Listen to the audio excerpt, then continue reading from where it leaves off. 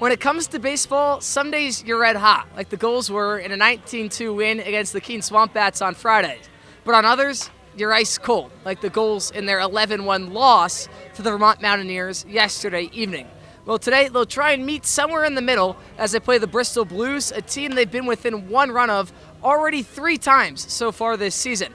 Can the Gulls get back on the right track? We're going to break it all down from Cardines Field. I'm Harry Tidgwell, and your NECBL broadcast pregame show starts right now.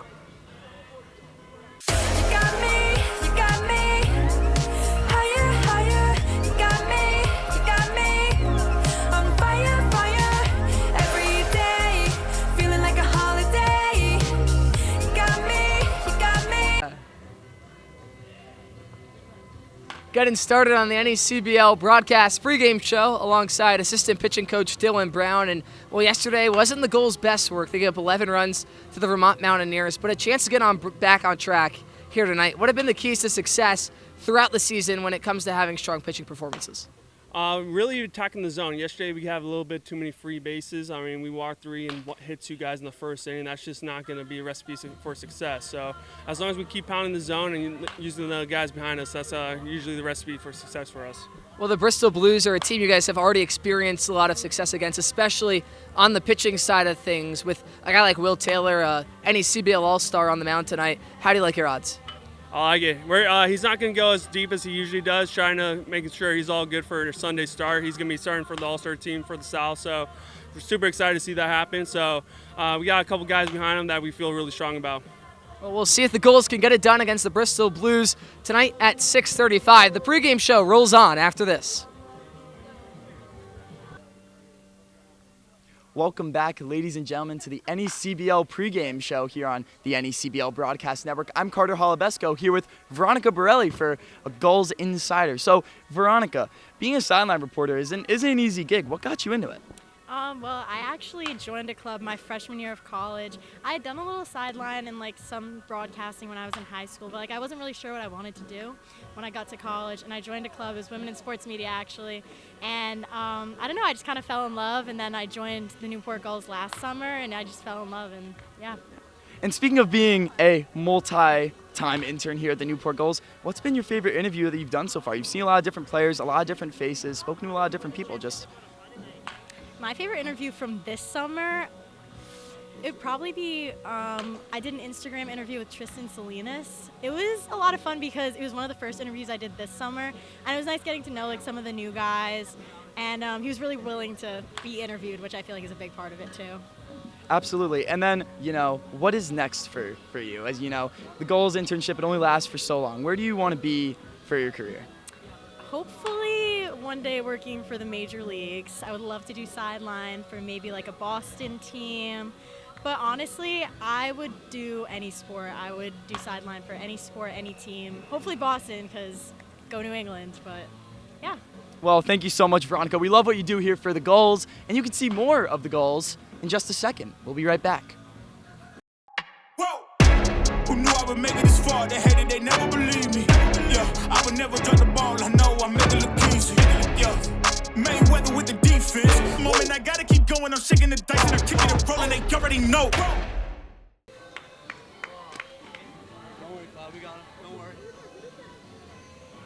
Getting close to first pitch, live from Cardines Field alongside Caden Cloud and Will Coleman, his Kentucky teammate. Caden, you've had a lot of success this year, both in the field and at the plate, and altogether a pretty strong season. What have been the keys to your first summer ball season?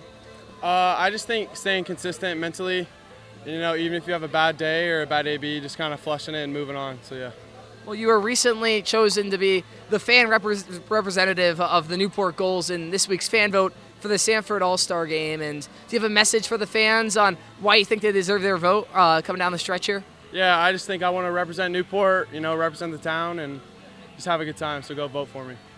Caden Cloud, he needs your vote. You got to help this guy get up to Sanford. First pitch for the Newport Gulls and Bristol Blues set for 6:35 on NECBL Plus. I'm Harry Tidgwell, and we'll see you in a little bit. Most people spend their time trying to fit in. Not me. I want to be all in. I want to be in too deep, in the moment, in the center of it all, in the room where it happens. In it to make a difference every single moment of every single day. So grit your teeth and smile. Be ready to take on adversity. Be ready to transform the world. Ready for whatever life has in store. So, you in?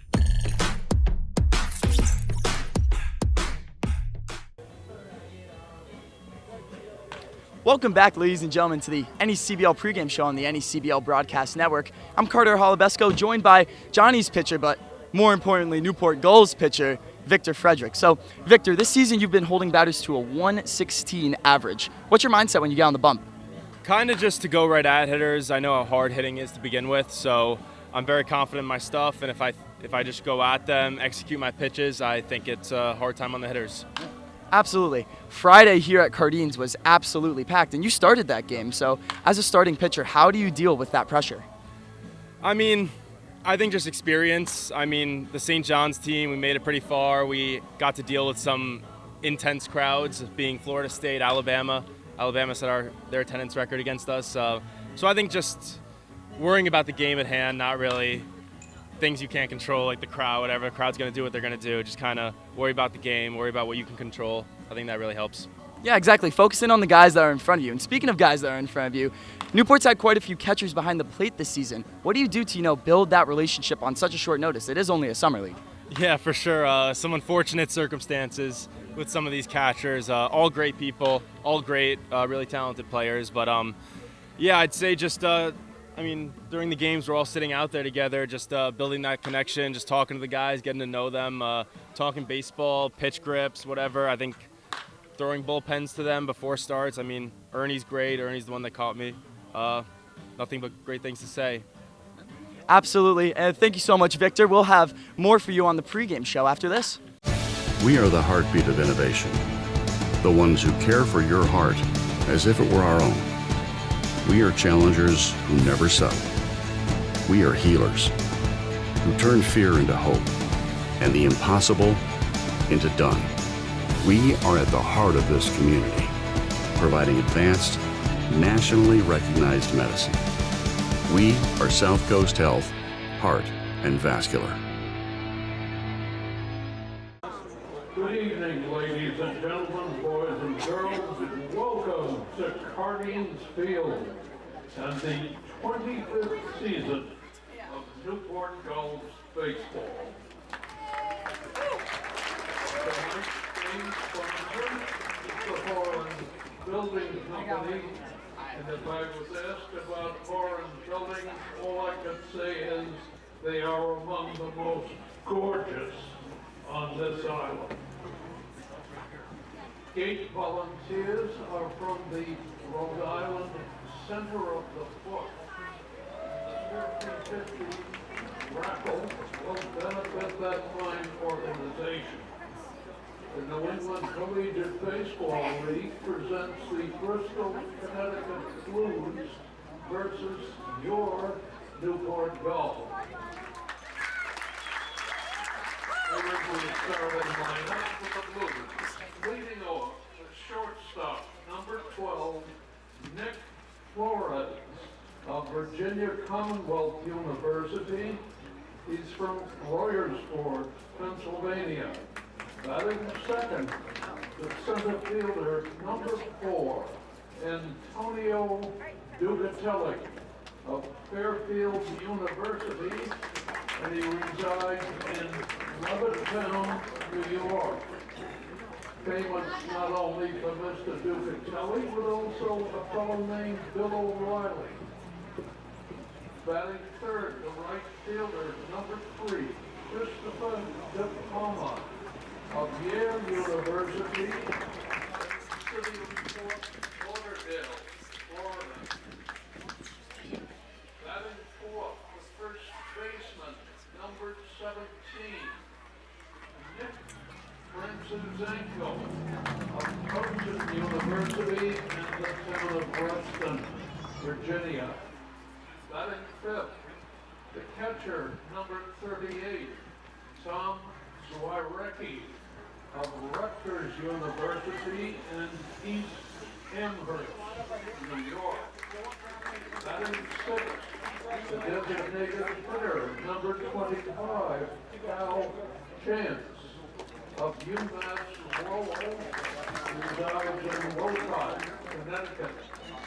Batting seventh, the left fielder, number 14, Jack Bolser of Quinnipiac University in the city of Wayne, Pennsylvania. Batting eighth, second baseman, number 18, J.J. Romatzik of the University of Oxford, resides in Stratford, Connecticut. Batting ninth, the third baseman, number 19, Colin Crowley from Winthrop University in the town of Southington, Connecticut. On the mound tonight for the Blues, number 6, J.D. Costanzo of West Virginia University. He hails from the great steel city of Pittsburgh, Pennsylvania. The coaching staff, the manager, an old friend, Greg Hunt. Assistant coaches, Chris Leone, John Nagel, Evan Schreiber, Scribner, and Mark Stevens. The starting lineup for the Newport Gulls. Leading off, the shortstop, number 5, Gus Gandy.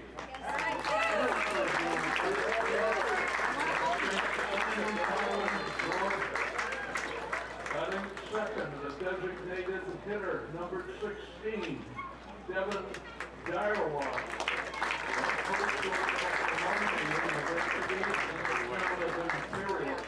Pennsylvania. Batting third, the second baseman, number 1, Hayden Cloud. The University of Kentucky. He's from Netta, Missouri.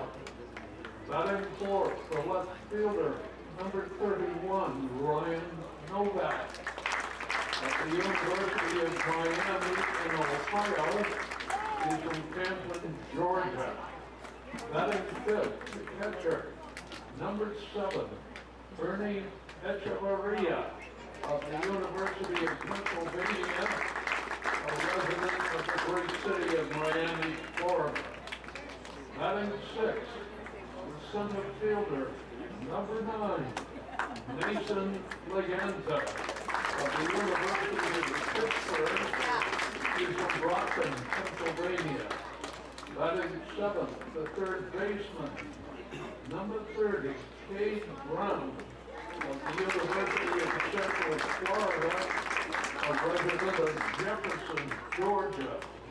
Batting eighth, the first baseman, number 24, Brandon Lawson of the University of Southern California. He resides in the town of Rockland, California. Batting ninth, the right fielder, number 10, Peter Mershon of Coastal Carolina University in the town of Taylor, South Carolina. On the mound tonight for the Gulls, number 35, Will Taylor.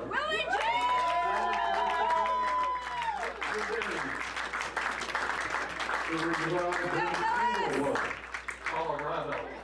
The coaching staff. The manager is Mike Coombs, hitting coach Teddy Regan, pitching coach Kevin Long, and the able assistant coaches Dylan Brown and Noah Martinez. The umpires assigned to tonight's game, calling balls and strikes, Mr. James Segala. On the base path, Mr. Connor Tierney and Mr. Craig Andriozzi. We trust these fine gentlemen will be accorded every courtesy. Thank you very much. Thank you, Don, and good evening, Gulls fans, and welcome to Summer Camp Scholarship Night at historic Carnegie Field, featuring tonight's matchup between the Bristol Blues and your Newport Gulls.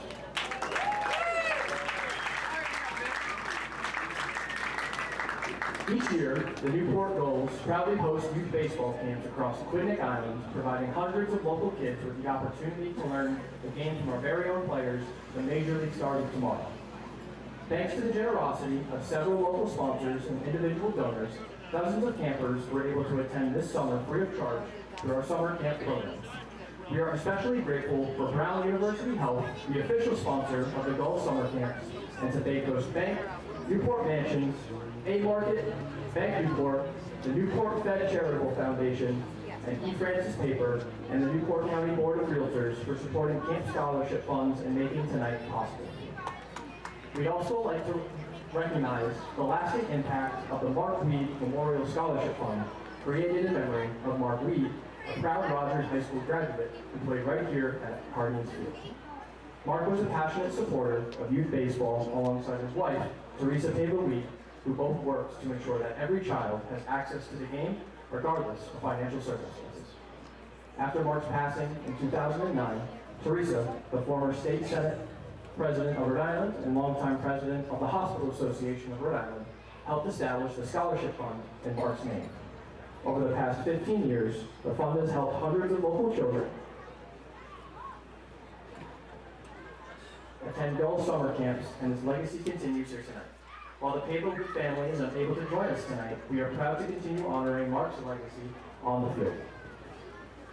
This year's Memorial Camp ran through July 6th through July 9th, and tonight we're joined on the field by many of the campers who attended the future of our community and our game. Throughout camp, we spoke with many of the kids who were here tonight about their experience, who also received scholarship, expressing deep gratitude to the Gulls and the Weed family for making this opportunity possible. On behalf of the Newport Gulls, we cannot express our deepest gratitude for the continued support of the Pava-Weed family, Brown University Health for sponsoring our summer camps this year, as well as the sponsors, families, and supporters who made our summer campers experiences possible. Thank you very much to those who are here tonight.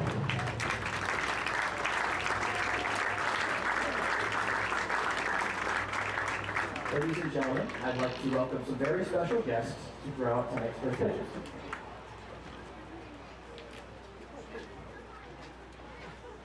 First, I'd like to welcome Sarah Necras to say a few words. Sarah serves as the Chief Nursing Officer at Newport Hospital during over 26 years of experience across various nursing leadership roles, an award-winning leader with a master's degree from Walden University, and she currently holds multiple professional certifications and was named a fellow in Person Certified Center of Care in 2024. Good evening, everyone. Thank you so much for having us here on this beautiful night. On behalf of Newport Hospital, we are thrilled to be here celebrating Camp Night with the Newport Gulls. My name is Sarah Necras, and I'm a lifelong resident of Clinic Island and a member of the Newport Hospital team for nearly 30 years. Having proudly supported the Newport Gulls team, Newport Hospital is especially excited to serve as this year's presenting sponsor of the 2026 Gulls Youth Camp Program. Supporting opportunities that bring young people together, encouraging healthy activity, and creating lasting memories is closely aligned with our mission of caring for communities we serve. What makes this partnership even more meaningful that through our sponsorship of this camp, Newport Hospital is able to provide camp scholarships to several young people from local community organizations, helping ensure that more children have the opportunity to participate, learn, and enjoy the game of baseball. We are honored to partner with the Newport Gulls to make these opportunities possible. Thank you to the Gulls organization and all of the season sponsors for your commitment to our community, and best of luck to the Gulls for another great season.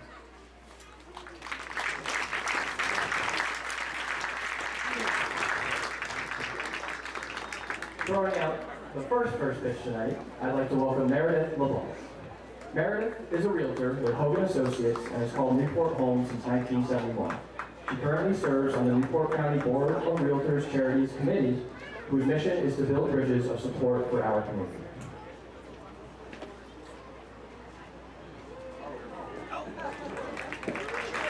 Great job, Sarah.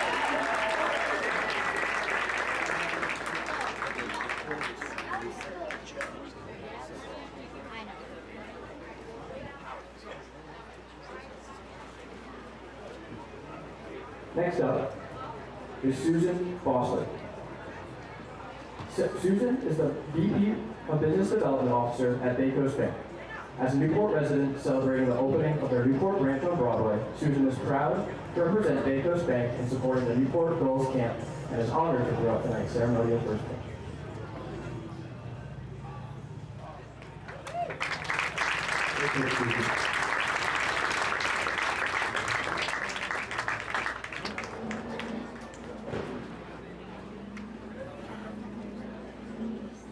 Next up is Greg Derderian. Gregory serves as the Executive Vice President and Chief Financial Officer at Bank Newport, where he oversees the institution's accounting, finance, and property management divisions. A Bryant University alum, certified public accountant, and Stonier Graduate School of Banking graduate, he has extensive financial leadership experience in the banking sector.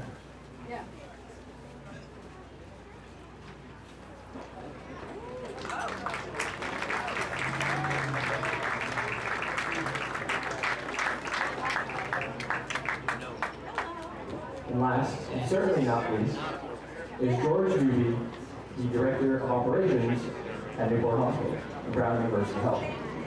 With nearly 3 decades of leadership experience across multiple industries, University of Rhode Island graduate, George serves as the Director of Operations at Newport Hospital.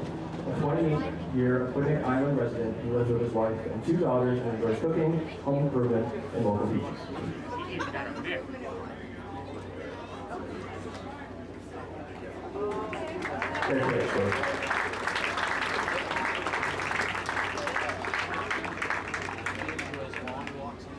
Ladies and gentlemen, at this time, I'd ask you to please rise if you are able and remove your caps for the presentation of the nation's colors.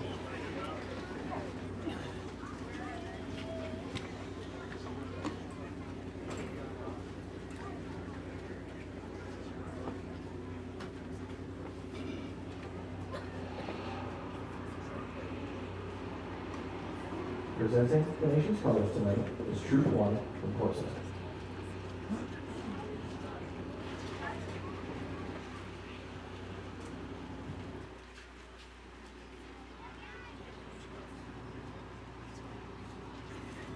And performing tonight's national anthem is the Narragansett Bay Chorus.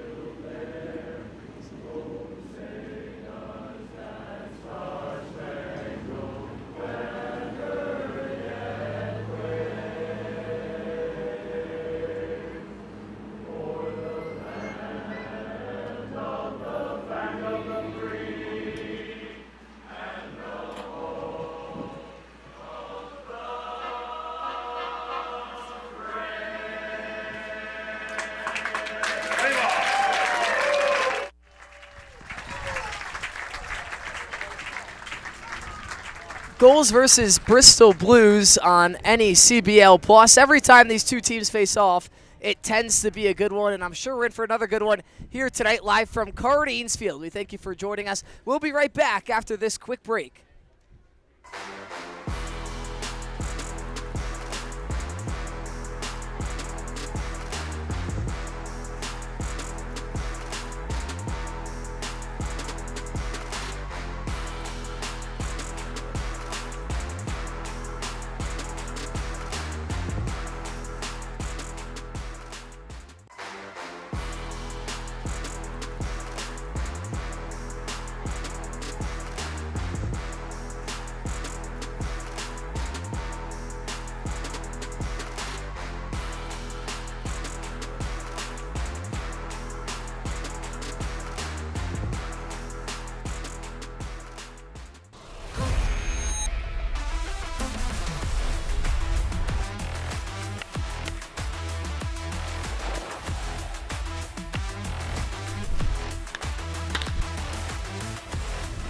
pitch, every hit, every moment that matters.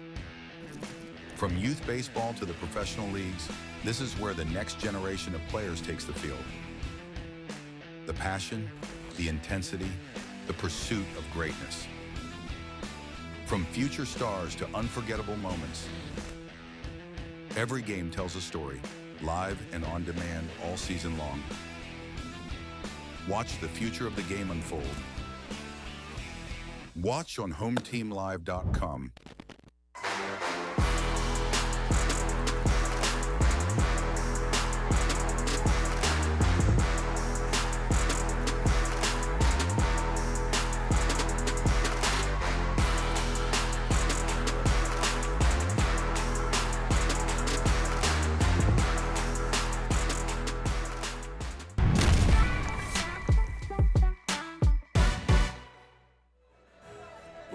We welcome you back to Cardines Field for this edition of Monday Night Baseball. It's the 18-18 Bristol Blues taking on the 20-14-1 Newport Gulls. We welcome you into the broadcast booth alongside Carter Holubesco and Isaac Edelman. I'm Harry Tidwell. We thank you so much for joining us here tonight on NECBL Plus. And well, these two teams come off drastically different contests last night. The Bristol Blues, a 5-0 win over the Martha's Vineyard Sharks, who are atop the entire NECBL standings. So one of their statement performances of the entire year. What were your main takeaways from that, Isaac? Well, first of all, the Bristol Blues were the only team to shut out the Martha's Vineyard Sharks this season, and they're the only team to beat them 3 times. The Sharks only have 8 losses on the entire season, but now the test tonight for the Bristol Blues is, can they win on the road against the Newport Gulls, something they haven't done in years? Well, as you could tell in the booth right now, I'm fighting my papers. I was fighting a bloody nose before the show, but the Newport Gulls seemed to be fighting themselves last night against the Vermont Mountaineers, an 11-1 loss. Carter, how do they go about rebuilding themselves here tonight and against the Bristol Blues team they've had a lot of success against?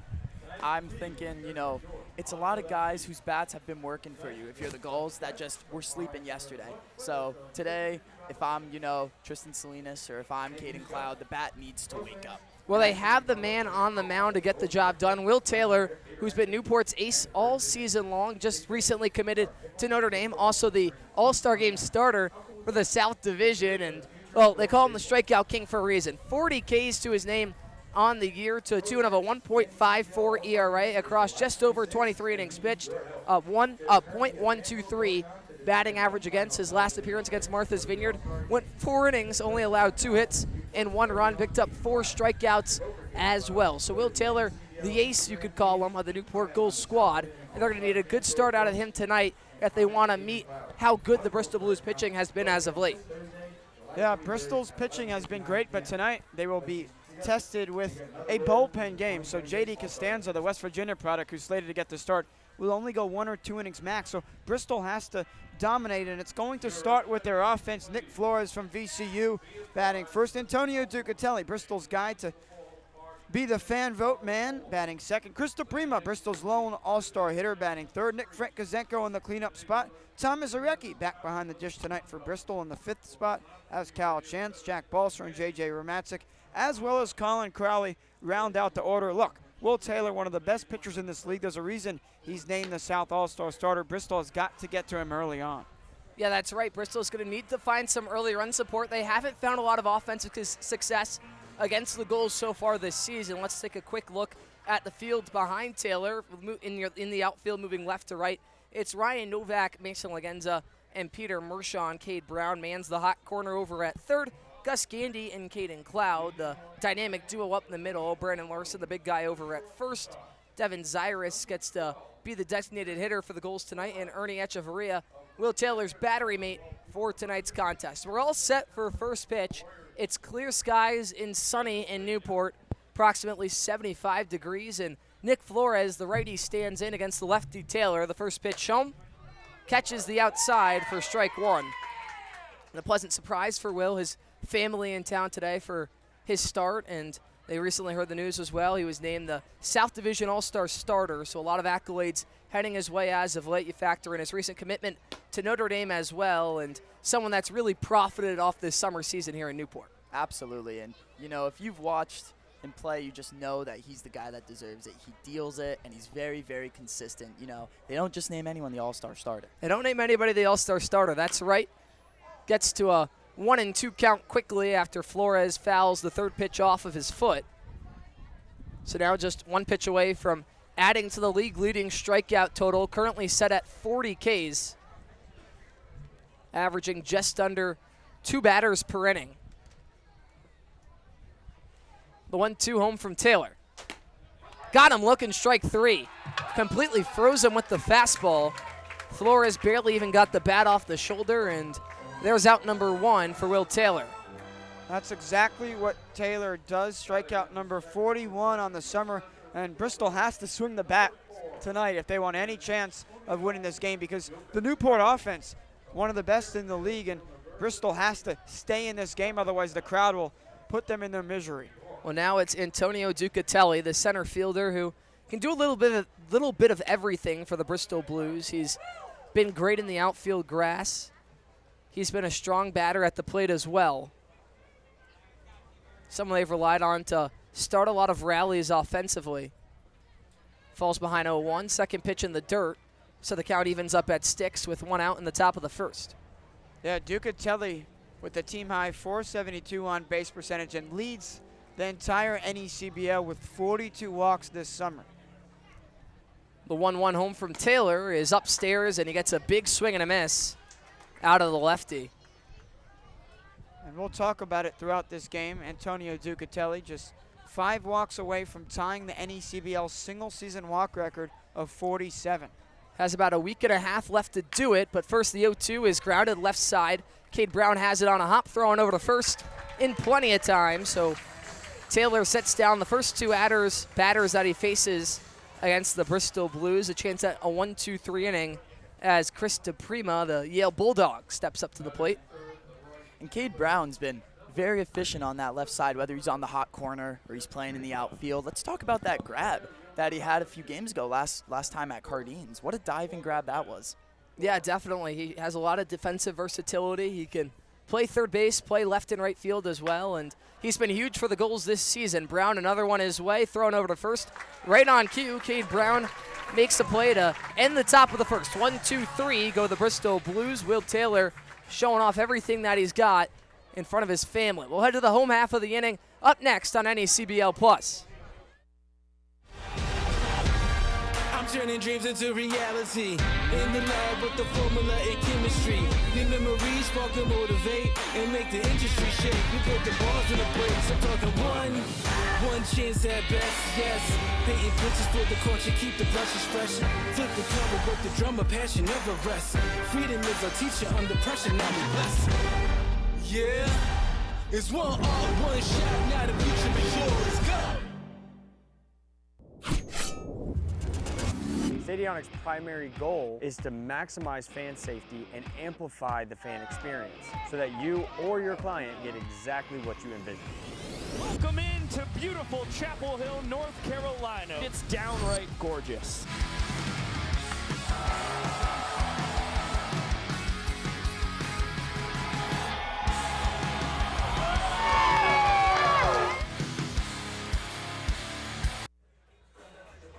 Well, Will Taylor sent down the Bristol Blues 1-2-3. Can the Gulls find him some early run support? Let's look at today's starting lineup. Gus Gandy and Devin Zyrus, the dangerous 1-2 all-star punch, bat leadoff and second for Newport, followed by Caden Cloud and Ryan Novak in the cleanup spot. Ernie Echeverria, the catcher, up to batting 5th today, followed by Mason Legenza and Cade Brown batting 6th and 7th. And then Brandon Larson and Peter Mershon, some power bats, round out the Gulls starting lineup batting-wise. And we'll take a look at the man on the mound. Last time against Hudson Cavallo, a West Virginia arm. They get another one today, and J.D. Costanzo. What do you got at number 6?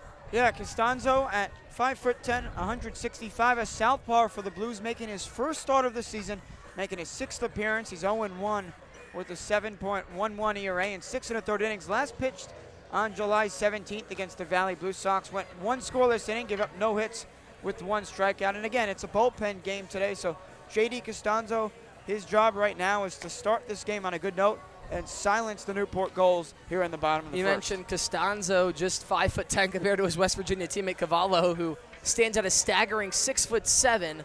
Take a look at the defense behind Costanzo as well, Isaac. Yeah, from left to right in the outfield, it will be Jack Balser, Antonio Ducatelli, and Krista Prima. And on the infield, it's Colin Crowley, Nick Flores, J.J. Romanczyk, and Nick Frankizenko, with Tom Mizuraki catching J.D. Costanzo tonight. Well, it seems like this is how the offense always starts for Newport. The iconic say my name, walk-up song means only one man can be at the plate. It's Gus Gandy. I'll tell you what, some powdery chalk lines on the field today as Gandy kicks them each direction and digs in. The first pitch misses for ball 1. And the lines here at Cardines just always seem to look so crisp, picturesque, right? Yeah. And we owe it all to the grounds crew. They do a fantastic job. Gandy named an NECBL All-Star, lifts one softly into center field. Zuccatelli chasing in, not going to get there. First pitch swinging, and first pitch lofting a softly hit single into shallow center field. Gus Gandy, he's been a hit machine all season long. That's his 40th on the season, tied for the lead across the entire NECBL, and that's why he got the All-Star game nod. Costanzo now has to pitch out of the stretch early on in this game. A guy with the 4-pitch mix has a fastball, curveball, cutter, and a changeup. Well, now he faces Devin Zyrus, who has a near 500 on-base percentage. The highest on-base percentage when you compare him to anybody close to the amount of at-bats and plate appearances that number 16 has had.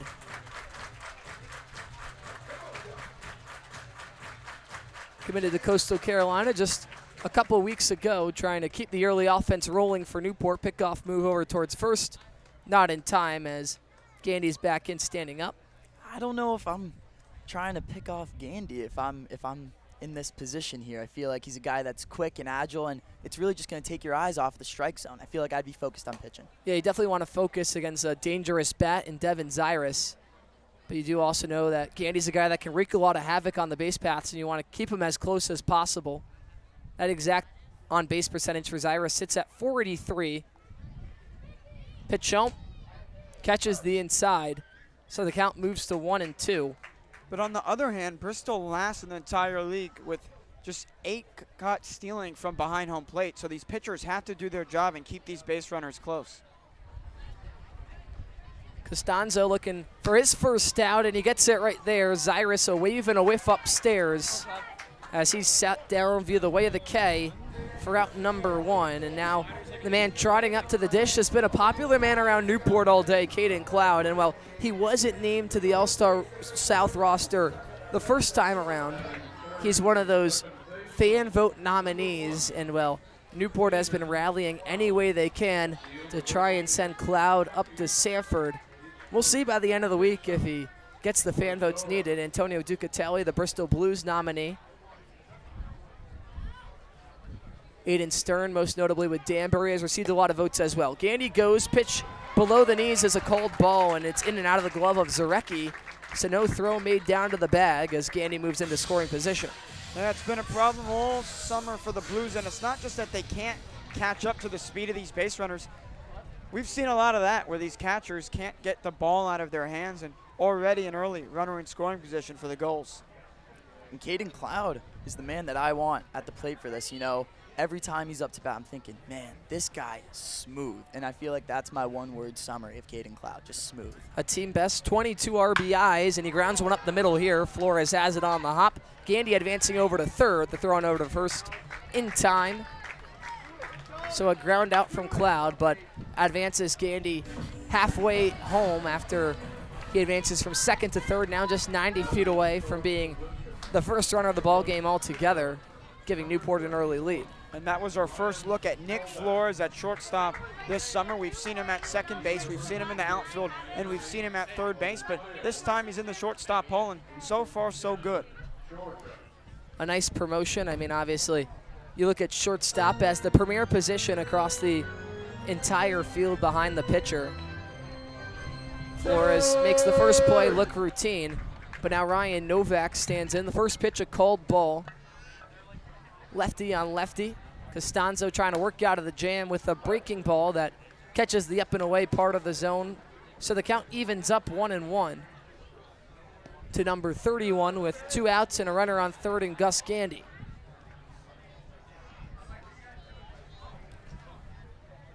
The 1-1.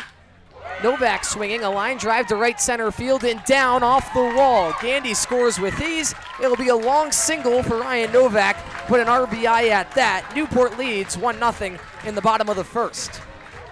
And Novak is just all over that ball, sending it right back where it came from with some distance. Hit it practically right off the 321 sign at 101 miles per hour.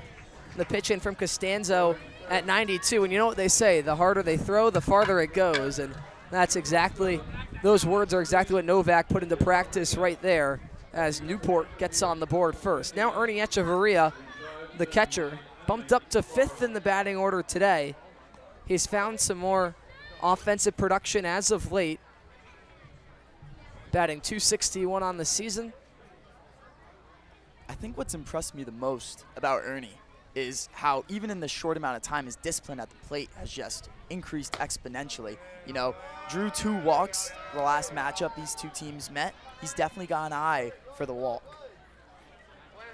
Got an off day yesterday as Nick Spanner out of Holy Cross made his NECBL debut. So much needed rest at that after the injury to Adam Broski, who departed from the team this past weekend. Echeverria was out there for about a week straight. It's a grueling position to have to play night in and night out. Count moves even, 1 ball, 1 strike with 2 outs. Ryan Novak off of first. Costanzo kicks and fires a breaking ball, top of the zone in there for strike 2. So now just 1 strike away from working out of the inning, keeping it a 1-0 contest. That curveball is exactly why he's playing for the West Virginia Mountaineers, who made it all the way to Omaha this past season. The 1-2 breaking ball downstairs, tried to get Echeverria to chase, but the catcher not willing to go fishing. So the count now even, 2 balls, 2 strikes, 2 outs. The deuces are indeed wild in the bottom of the first. Costanzo working on Echeverria. Lefty on righty, the pitch home. Broken bat, slow tapper left side and foul. The bat head getting all the way out to Nick Flores. That's the second time Echeverria has done that in the past 4 days. When they were home against the Keene Swamp Bats, a nearly identical situation occurred. You gotta wonder what the NECBL record is for most broken pieces of lumber from one batter.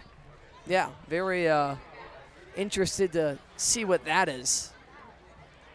And Flores, welcome to shortstop, jumping out of the way of a broken bat head. Shaking and bacon, as AJ Gonsalves, our dear friend of the Valley Blue Sox, would say. Ain't that right, Isaac? Yeah, he says a lot of stuff. He talks about Money Menzel, the Bristol Blues shortstop, Evan Menzel. That's why Nick Flores is out there at shortstop today. Evan Menzel not with Bristol tonight in Newport. Menzel had a couple of highlight reel plays when Newport was at Bristol last week. See how Flores fares throughout tonight's contest. We'll do the 2-2 again. The pitch home. Swinging in a broken bat again, and it gets past the pitcher Costanzo. The bat head once again reaches Flores. Absolute mayhem. Are you kidding me? This time, though, it's good for a base hit. Might be scored as an error. I mean, I don't know what you're supposed to do if you're Costanzo. You have a bat and a ball flying towards you, trying to get out of the way. And the ball gets past him. Echeverria reaches base safely, nearly identical to the last one where it broke. And it broke all the way in at the hands. That's an expensive base hit if they score it as one, which it looks like they did.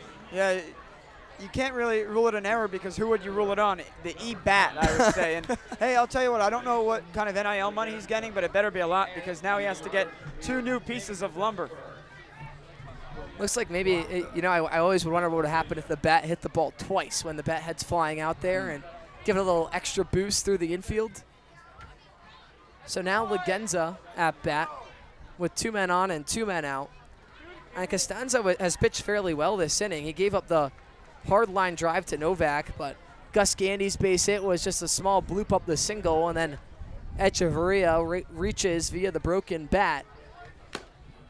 Gets a swing and a miss out of Legenza for strike 1.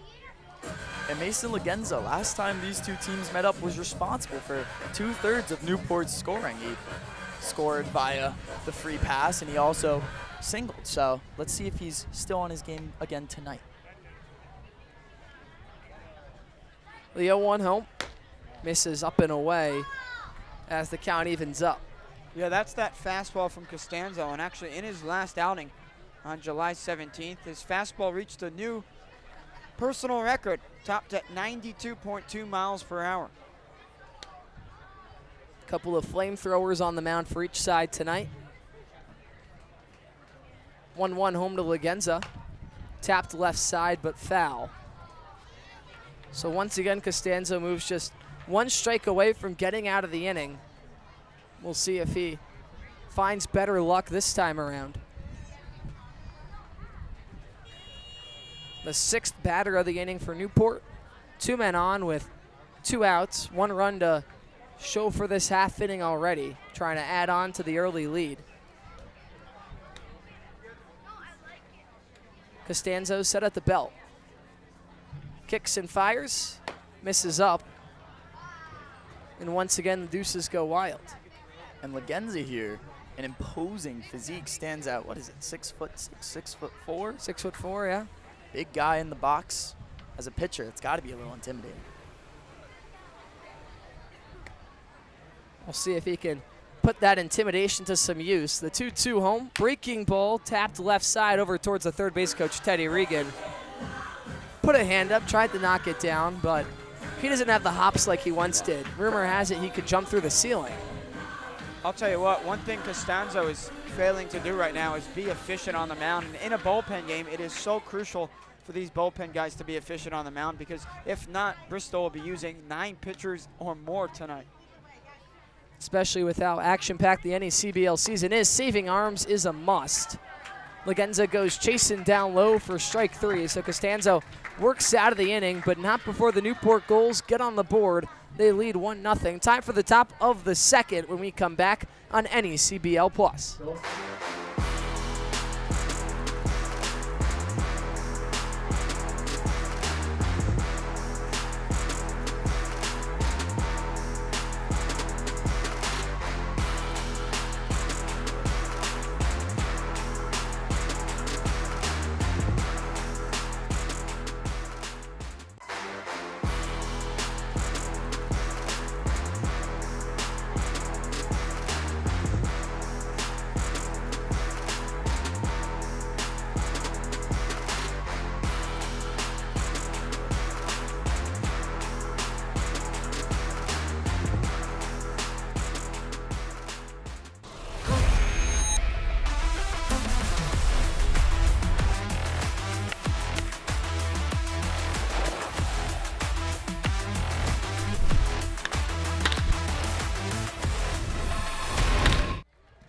Welcome you back for the top of the 2nd. 4-5-6, 2 up for the Bristol Blues, and Nick Frankozenko, Thomas Zarecki, and Cal Chance playing out of a 1-0 hole early, and it seems like every time these two teams have faced off, runs are hard to come by. So how do the Blues go about evening things up sooner rather than later, Isaac?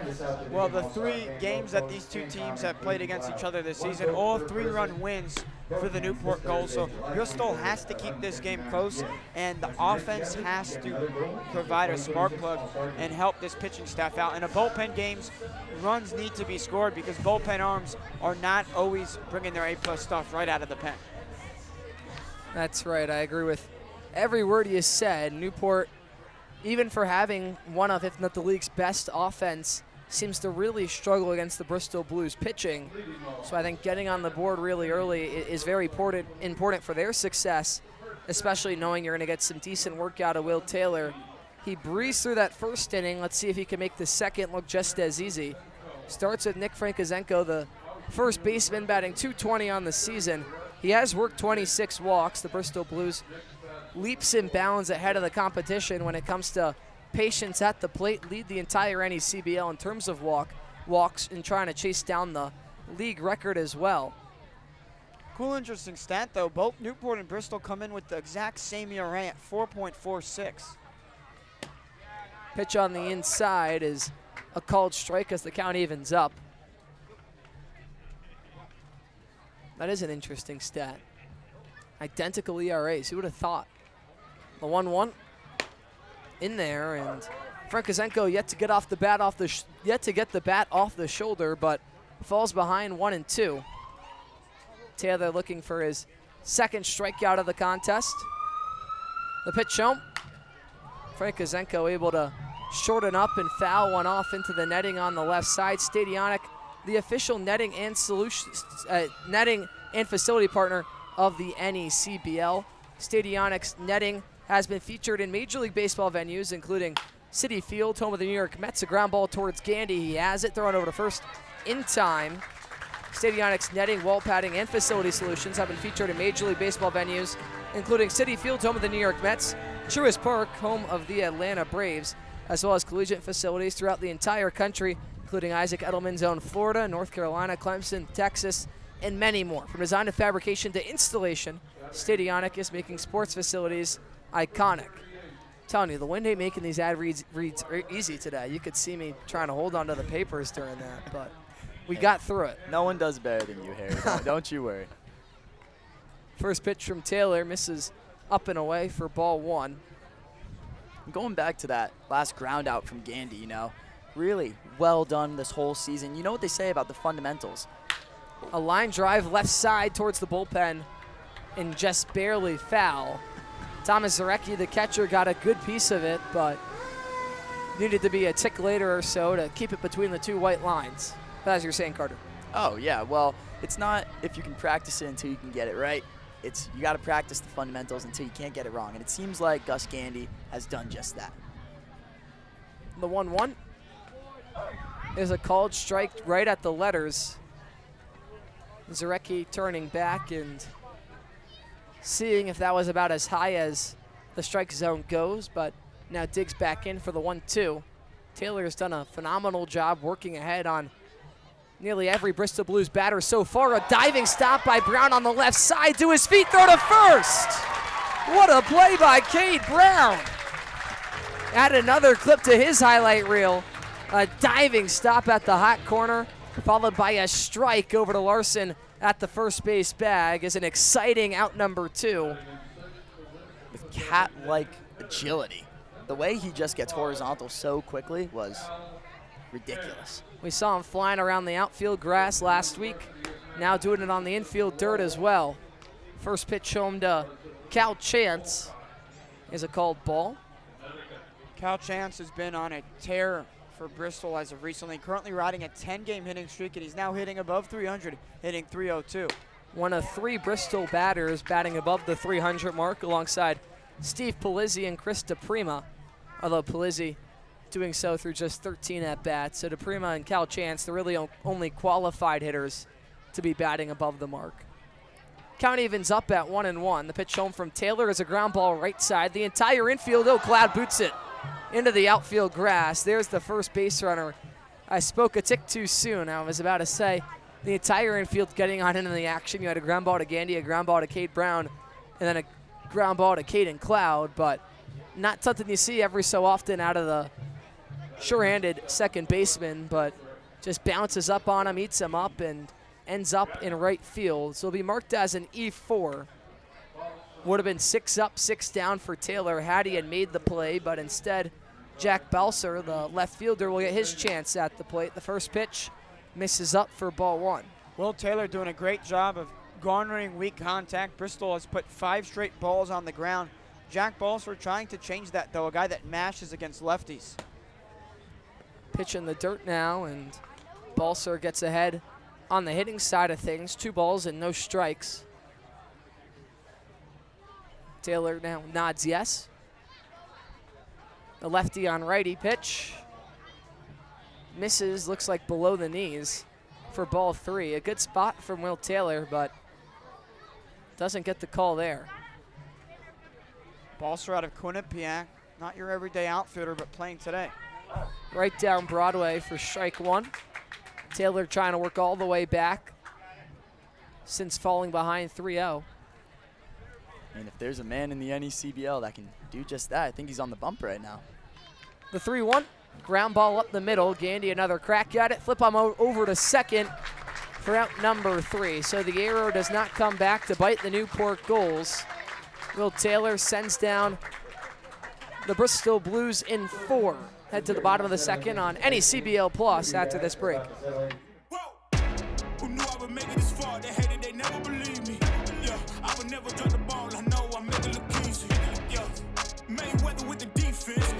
I gotta keep going, I'm shaking the dice and I'm kicking and rolling, they already know. We are the heartbeat of innovation, the ones who care for your heart as if it were our own. We are challengers who never settle. We are healers who turn fear into hope and the impossible into done.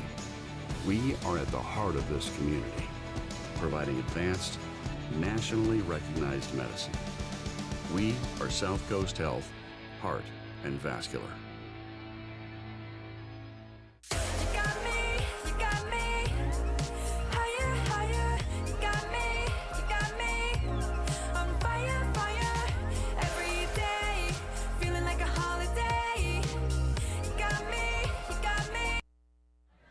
Summer nights in Newport, it doesn't get much better than this, and it doesn't get much better for the Gulls. Will Taylor has been shut out, lights out so far, and they've already garnered some early run support against the ever so talented Bristol Blues pitching staff.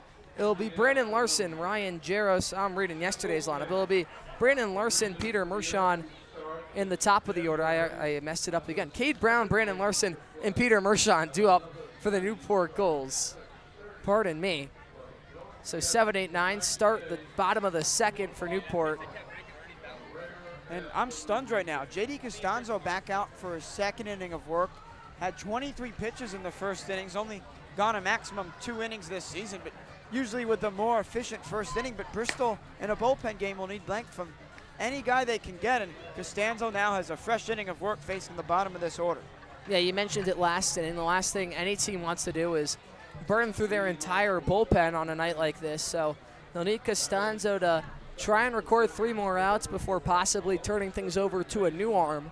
And it'll be Cade Brown, the man who flashed some leather in the top half of the second, now with a chance to do some damage with the bat at the plate, batting .265 on the year. A big swing upstairs, but comes up empty-handed straight through it for strike 1. Cade Brown in today's pregame was holding around the vote for Caden Cloud sign. If that's not team chemistry, I don't know what is. Get a sense that all the players have been rallying around Caden a little bit. I could see some of them dropping their votes in the comments early this morning. And they had baseball camp, the youth camp up in Portsmouth. So even after getting back at 2:30 from Vermont last night, Montpelier, they were still up and at it early. 2 balls and 1 strike.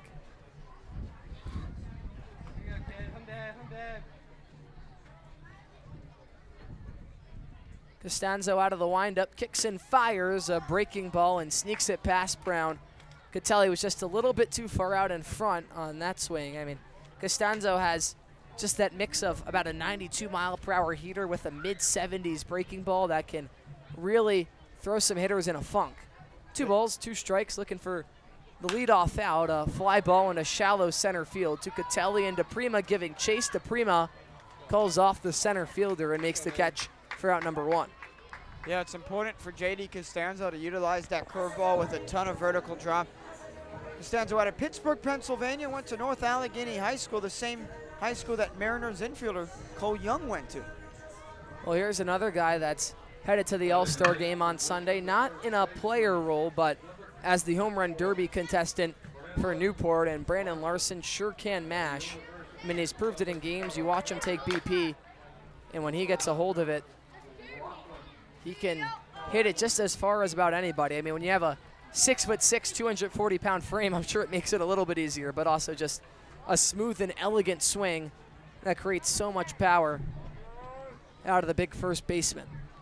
First pitch is fouled back. Second pitch misses the low and away corner. So the count evens up, 1 ball and 1 strike. If I'm these families that live, just outside of Cardines Field, I wait for Brandon Larson to come up to bat. Larson, a ground ball the other way through the hole between Crowley and Flores into left field for a base hit. That's not something we've seen a lot out of Larson, is shooting balls the other way, but that's exactly what he does there. The high and up fastball just shoots a hard grounder in between third and second base and finds some outfield grass along with it. So Newport has another base runner aboard in the form of Brandon Larson, and now the 9-hole hitter and Peter Mershon will get his chance at the plate. Mershon, a .245 batting average on the season. First pitch, he fouls it straight back into the mitt for strike one. And what a good walk-up song Peter Mershon has, Sweet Escape. That's a good one. I think that's a classic. Classic indeed. Newport's got some walk-up songs all across the board this season, but I don't know if I could remember all of them. If you played them, I don't know if I could put a song to a player, but some of them are very recognizable.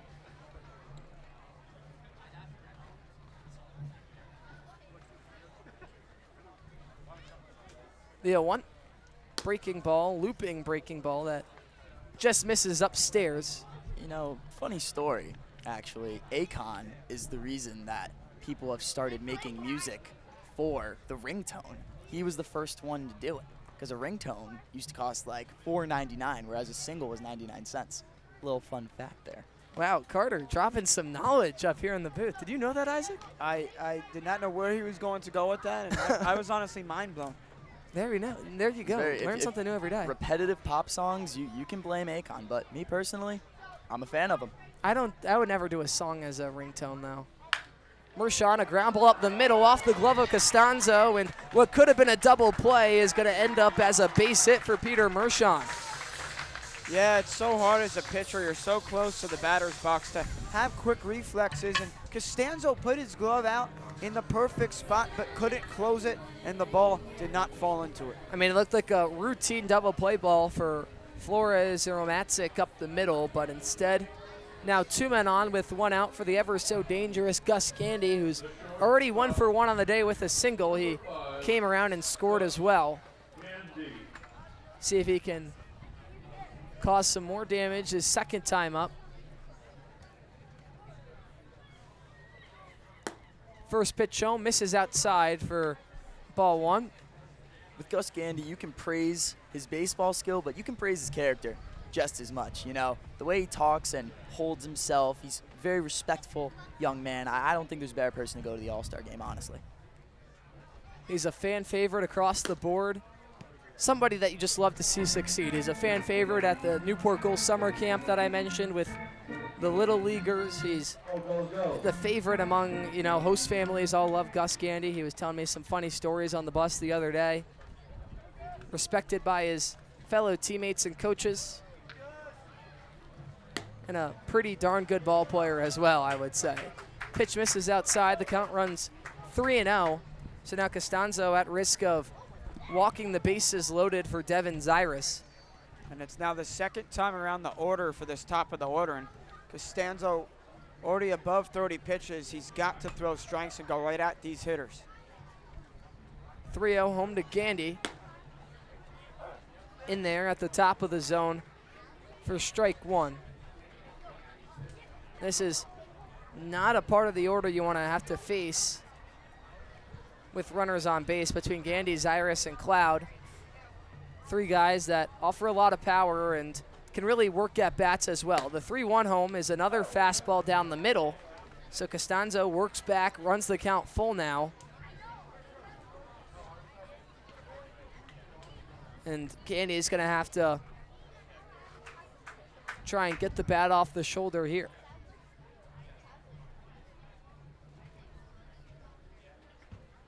Payoff pitch home. Breaking ball, foul left side off of the wall, and Teddy Regan's got that one on a hop. Throws it in the back pocket. I think they call the seats on the third baseline the best seats in the house because you're right in Teddy's range. Yeah, to get a free that's the Teddy zone. I mean, he's a lockdown defender over there. Payoff pitch once more. The 3-2 home to Gandy. Swinging, ground ball, slowly left side. Crowley has it, steps on the third base bag for 1, throwing over to first in time. A 5-3 double play to the groans of the Cardines crowd. Gandy thought he got there in time, but that'll do it for the bottom of the second. Newport gets 2 runners on, but leave the half inning scoreless. 1-0 our score on NECBL Plus. Every pitch, every hit, every moment that matters. From youth baseball to the professional leagues, this is where the next generation of players takes the field. The passion, the intensity, the pursuit of greatness. From future stars to unforgettable moments, every game tells a story, live and on demand all season long. Watch the future of the game unfold. Watch on HomeTeamLive.com.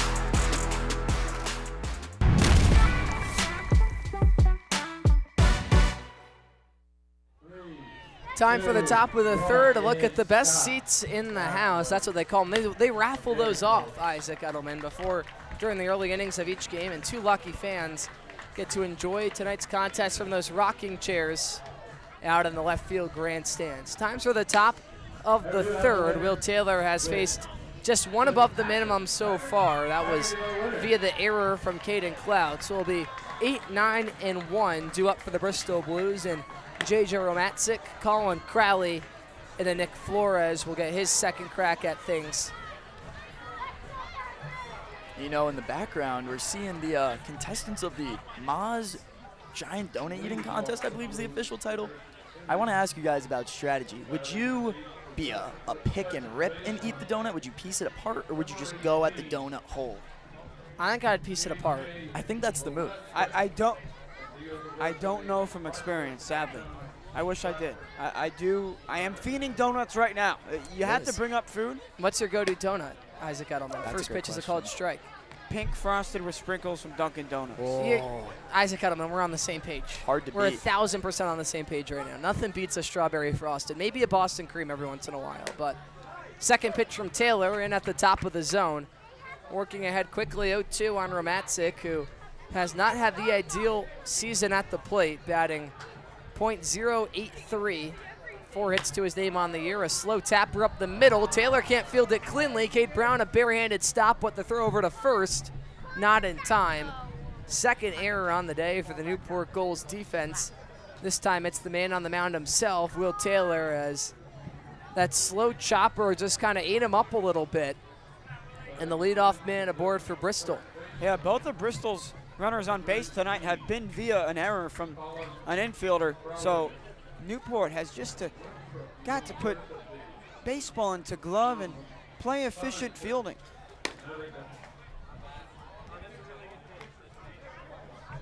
Pitch home is a called ball.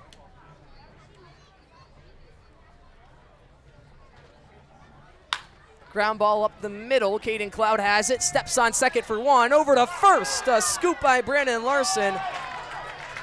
So after the Bristol Blue double play made by Colin Crowley, he gets a little taste of his own medicine, courtesy of Caden Cloud. Takes it to second base himself for one.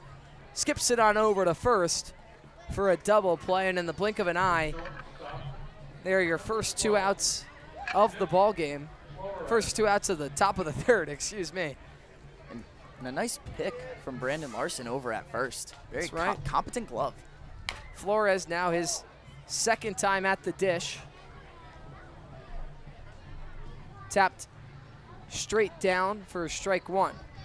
That's an example of how the defense could help out a pitcher and erase any guys from the bases, but now the top of the order back up for the Bristol Blues. The 0-1 in the dirt. 1 ball, 1 strike, 2 outs.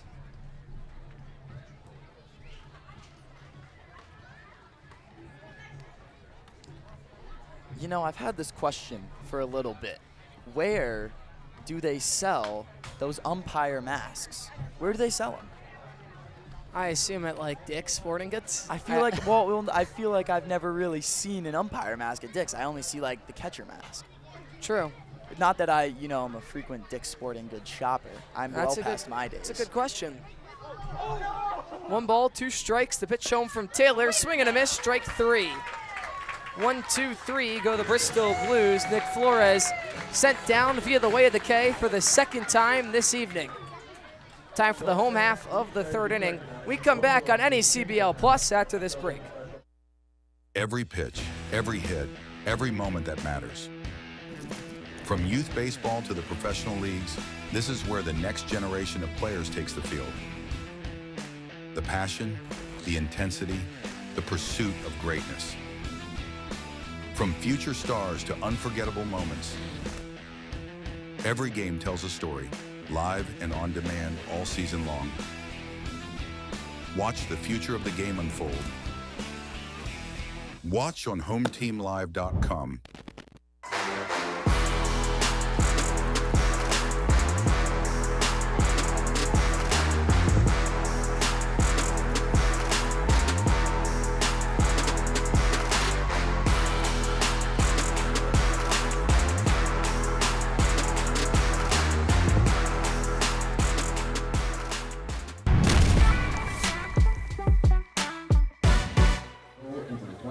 Welcome back to Cardines Field. I'm Veronica Borelli, and this Sunday is the NECBL All-Star Game, where 5 of your Newport Gulls will be headed up to play in the game. But with your help, we can send a 6th. If you go on to the Newport Gulls Instagram and vote for Caden Cloud, you can send him to Sanford, Maine.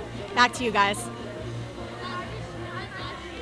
There it is. Scan the QR code on your screen to cast your vote for Newport Gulls middle infielder Caden Cloud. I mean, look at that smile. Look at that charm, Carter Holubesco. How couldn't you vote for the kid? I couldn't even imagine a reason not to. Thank you so much, Veronica. And Devin Iris set to lead things off, followed by the man himself, Caden Cloud, and the cleanup man, Ryan Novak, who already has an RBI on his day. So the meat of the Newport order trying to cause some more damage their second time around. Scored one run in the bottom of the first, but held scoreless in the second. First pitch is a check swing, but Zyrus held up in time, so it's ball 1 on the breaking ball below the zone. The 1-0. Called strike 1 at the top of the zone as the count evens up. Costanzo now at 44 pitches. This is his longest outing of the entire summer. Misses outside for ball 2. So Costanzo doing exactly what he was asked to do, provide length in what will be a bullpen game for the Blues. And he just must be one of those bullpen arms that the Blues trust enough to not really implode as the fatigue starts to set in. He's obviously, when you're comparing starters to bullpen guys, the starters can typically be just as consistent in that 4th inning of work as they are in the first, but they trust Costanzo to sort of do just that and not have that big drop-off after just 1 or 2 innings. And another thing, these pitchers not used to preparing before a game even starts, right? Usually relievers are getting ready during the middle of a game. Zyrus, a swing and a miss for strike 3, sent down for the second time today. And now Caden Cloud will get his second chance at things. He's 0 for 1 with a ground out to the shortstop, Nick Flores. And something that we've talked about before is if you take a look at Caden Cloud's little elbow guard, it has his last name on it. If that's not swaggy and smooth, I don't know what is. Well, I'll tell you, it's clear skies in Newport today, but there's a cloud at the plate. Little cheesy, but first pitch is in there for a called strike. And now, Harry, when it's a cloudy day, you could say there are a bunch of clouds out here in Newport. Yeah. The 0-1. Once again, Costanzo attacks the bottom of the zone and works ahead quickly, 0-2. That's really been his one issue on the day, is especially compared to Will Taylor, who it seems like has worked ahead every single time. Costanzo has fallen into more having to work back in counts, but has the commanding 0-2 lead over Caden Cloud and gets the strikeout on the high heat upstairs as Cloud goes chasing at the eye. So back-to-back Ks is how we begin the top of the third. And now Ryan Novak, the man with the RBI single, his first time up, stands in for the second time today. Yeah, 4 strikeouts now for J.D. Costanzo, trying to strike out the side, but he has to get through Ryan Novak, who singled back in the first. Lefty on lefty. First pitch shown from Costanzo out of the windup is a breaking ball that drops in there for strike 1. Been going to that breaking ball a lot, and I think it's a good decision based on what we've been seeing. I think you can hear some of the fans on the crowd mic asking some of the players for some memorabilia. You know, a little fun fact, back in the day, we used to host Gulls players. My Yeah. family did, yeah. Very, very fun experience. They're always amazing. The 1-1 misses for ball 2. I mean, that would have been a dream of mine growing up. I mean, obviously, I played baseball as a little leaguer all throughout high school, but if you had told 7-year-old Terry Tidgewell that a college baseball player was coming to live with him for the summer, I would have been ecstatic. Novak swinging at strike 2, moves the count to even. 2 balls, 2 strikes. Costanzo a strike away from striking out the sign, something he hasn't done all summer long. See if he can get it done. The 2-2 is a fly ball to deep center. Ducatelli at the wall, creeping back, leaping, and making the catch. Nearly running out of room out there in center field, but instead it's just a long out number 3 up against the very edge of the wall. Ducatelli hauls it in. Time for the top of the 4th. I'll hand things over to Isaac Edelman after the break on NECBL Plus.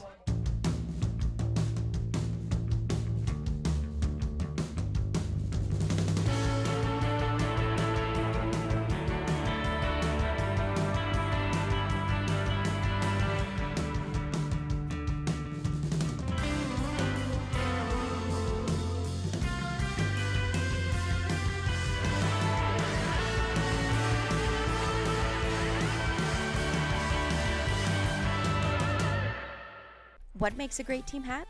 It starts with a Z. For decades, Zephyr has been making the most iconic headwear in the game, trusted by teams, colleges, and pros. We cut out the middlemen and work directly with our manufacturers, so you get top quality, fast turnaround, and prices that make sense. From bold designs to unbeatable fit, Zephyr hats are built to match the quality of your team, right down to the last stitch. Zephyr Team Headwear, born from experience, built for teams that stand out.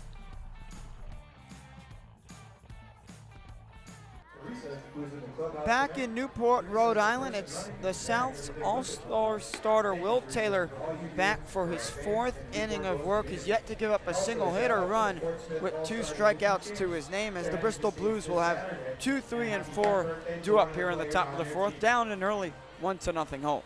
And what a trio posted up on the fence there from left to right. Braxton Trammell, Tristan Salinas, and Colby Wallace, 3 power hitters. That looks like a reminiscent of the Yankees' death row right there on the fence. I mean, 3 guys that can really mash, especially Braxton Trammell as of late had, I mean, in what was a very disappointing loss to the Vermont Mountaineers, a game where Newport didn't look good. Braxton Trammell had probably the most impressive 1-for-1 performance I've ever seen. Worked 3 walks in his first 3 at-bats. Every one of them went full. And then his 4th time up had a backside double to bring in the lone run of the day for Newport. A very impressive day for Trammell, but he gets to rest here at home. Antonio Ducatelli stepping into the batter's box at the right side, leads the NECBL with 42 walks. A 2 runs scored last night against the Martha's Vineyard Sharks. What a win that was to beat the best team in the league record-wise, 5-0. No other team has shut out the Sharks this summer. And they just really had their number this year, Isaac. Yeah, Bristol won the season series 3-2, and prior to last night's game, both of Bristol's wins against the Sharks came on the island, and both of Martha's Vineyard's wins came at Muzzy Field. And for a team that, with the Blues that could be towards the bottom of the NECBL standings, they are dangerous as someone that could beat anybody. Taylor deals home. Ducatelli fouls that off to the left. Ducatelli with the team high 472 on base percentage. Does have a team high 30 strikeouts, and heading to Fairfield to play for the Stags this upcoming season after spending his 3 previous seasons at Central Connecticut State. Taylor's just been so efficient, just 36 pitches to his name so far. Ducatelli lays off for the breaking ball low. Ducatelli, the definition of a baseball player. You look at him, you talk to him, and he has one of the best eyes in the entire NECBL. Grounded to the left side. Brown has it, throws it across the diamond in time for out number 1 here in the top of the 4th. Tell you, it's been a busy day for Cade Brown at the hot corner. His 3rd play of the day. He's just made everything look so easy. Had to come in on that one a little bit, but still has time to make an accurate throw on the run. This brings up Bristol's lone all-star at the plate, Krista Prima from the Ivy Leagues. Plays at Yale. Had 3 hits Saturday night with 3 RBIs, but was 0 for 4 last night against the Sharks. First pitch outside for a ball. DePrima with a team-high .330 batting average, one of 2 Bristol players hitting above .300. He has 6 doubles this summer, tying for the team lead. And that Ivy League ball is no joke. I believe the Gulls have one of our own in the catcher, Ernie Echeverria. Yeah, the pen. And at UPenn, yeah. That is a man with a real mind right there.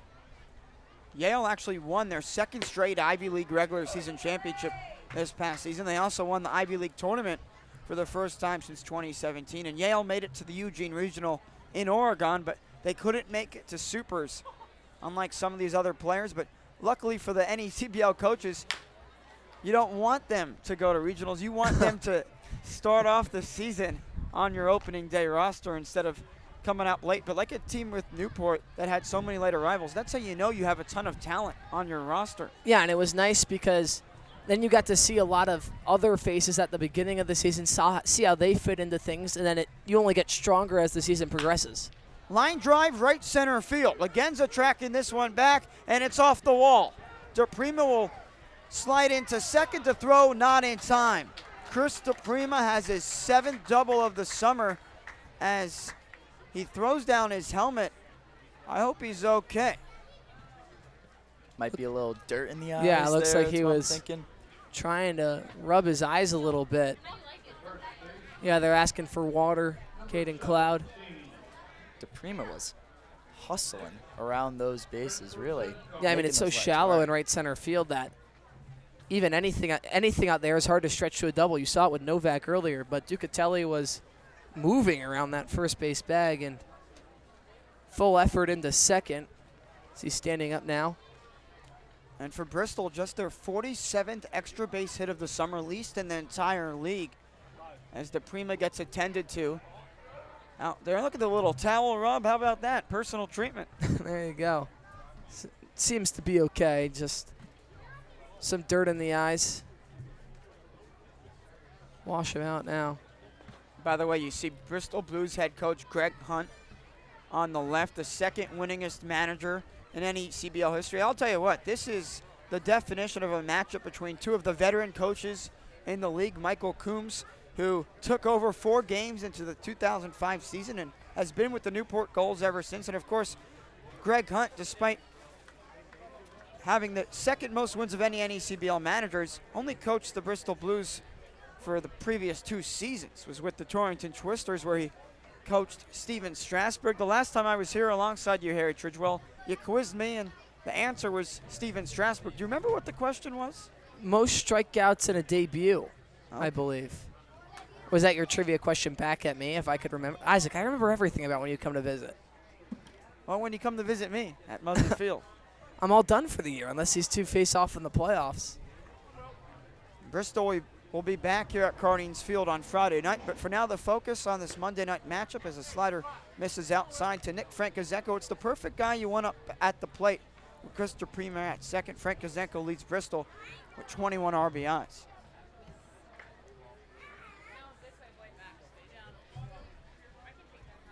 Frankozenko puts this on the ground to the right side. Larson picks it up, steps on first for out number 2, but Chris DePrima now just 90 feet away from scoring. And I'll tell you, the ground balls have been taking some interesting hops today. That almost scooted by Larson a little bit. You could see he had to try and change his footing just to get in front of it. We've already seen Taylor and Cloud make some mistakes on ground balls as well, but wonder if that will play a factor throughout tonight's contest. Here's Thomas Arecki now, who had 2 RBI singles last night against the Sharks. Grounded out to third base back in the 2nd inning. First pitch to Arecki, outside for a ball. Sneaky little detail on the back of these Blues helmets. Seem to be 3 music notes. I really, really like that. I really do like these helmets. Obviously the B in the Blues logo, a music note. Not many people recognize it. Just like the FedEx logo, not many people see the arrow inside it.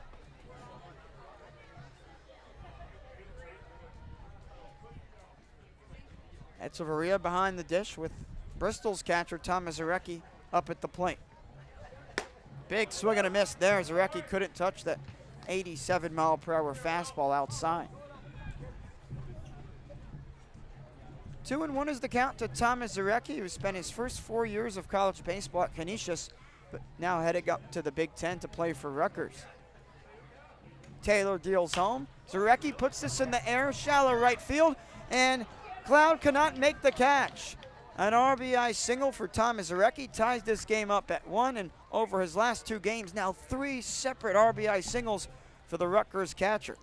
Yeah, didn't have to hit it too hard, just lofts it into that dead area between Caden Cloud and Peter Mershon, and Cloud gave it a good effort, but just past the outstretched glove and in for a base hit.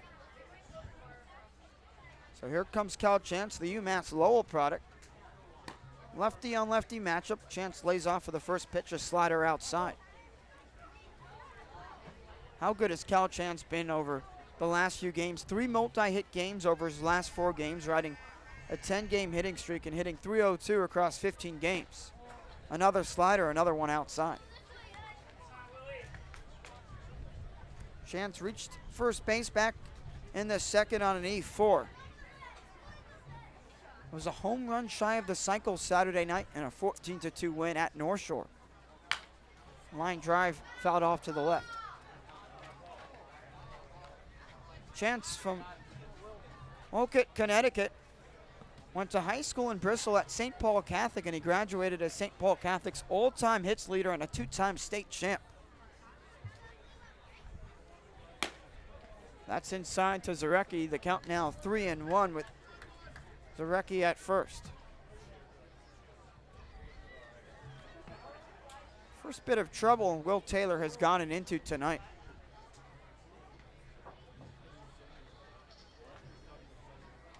Chance puts this on the ground to the right side. Caden Cloud bobbles it. Will he make the play? Yes, he does. Oh, that could have been dangerous for Caden Cloud, but he recovers as we head to the home half of the 4th. We're all tied up at 1 apiece in Newport.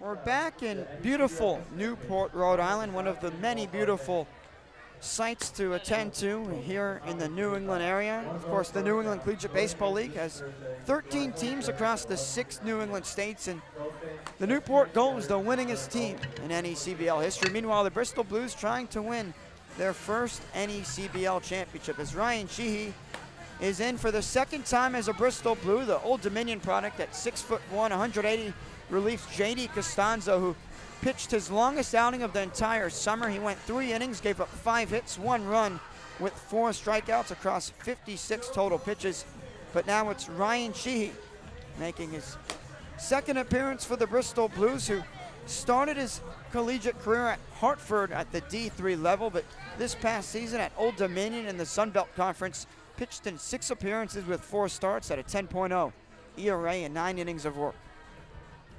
Yeah, and he'll be tasked with trying to keep this game right where it's at. Obviously, the Blues able to draw even in the top of the 4th, but the last thing you want to do is just to have to keep playing from behind. Now that you have the game even, if you're the Bristol Blues, you want to try and get the bats back up and try and work to a lead eventually, because it seems like every time they've faced off with Newport, it's been having to play from behind, and that's just always so much harder. Ryan Sheehy deals home. And that pitch high to Ernie Echeverria, who singled back in the first. The Newport Gulls currently out hitting the Bristol Blues 5-2. And Echeverria, in his debut, had a different walk-up song than he does currently. It was Before He Cheats by Carrie Underwood. He has since changed it, but I don't know if I miss it. I'm really liking his new song. Echeverria from Miami, Florida, went to UPenn, where he was a first-team All-Ivy honoree this past season. Hit .270 with 30 hits.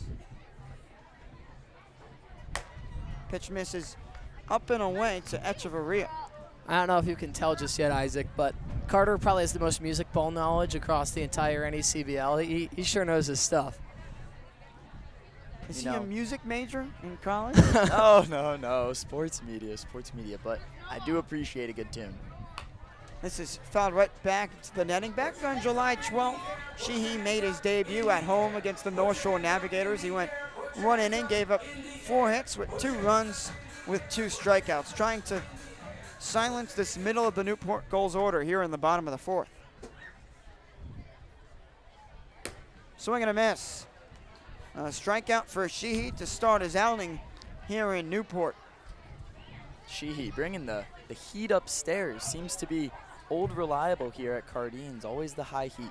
Yeah, basically identical in terms of velocity to what we saw to Costanzo. That fastball in at 91 up at the top of the letters, and Ernie Echeverria just unable to get the hands out in front, and that's a great 2-strike pitch because they know that they have to swing at that. It looks great up there at the eyes, but it's so hard to get to on time. Mason Legenza now up, who struck out back in the first. For Ryan Sheehy, he brings a 5-pitch mix out to the bump, a 4-seam fastball, sinker, slider, changeup, and his best pitch, a curveball.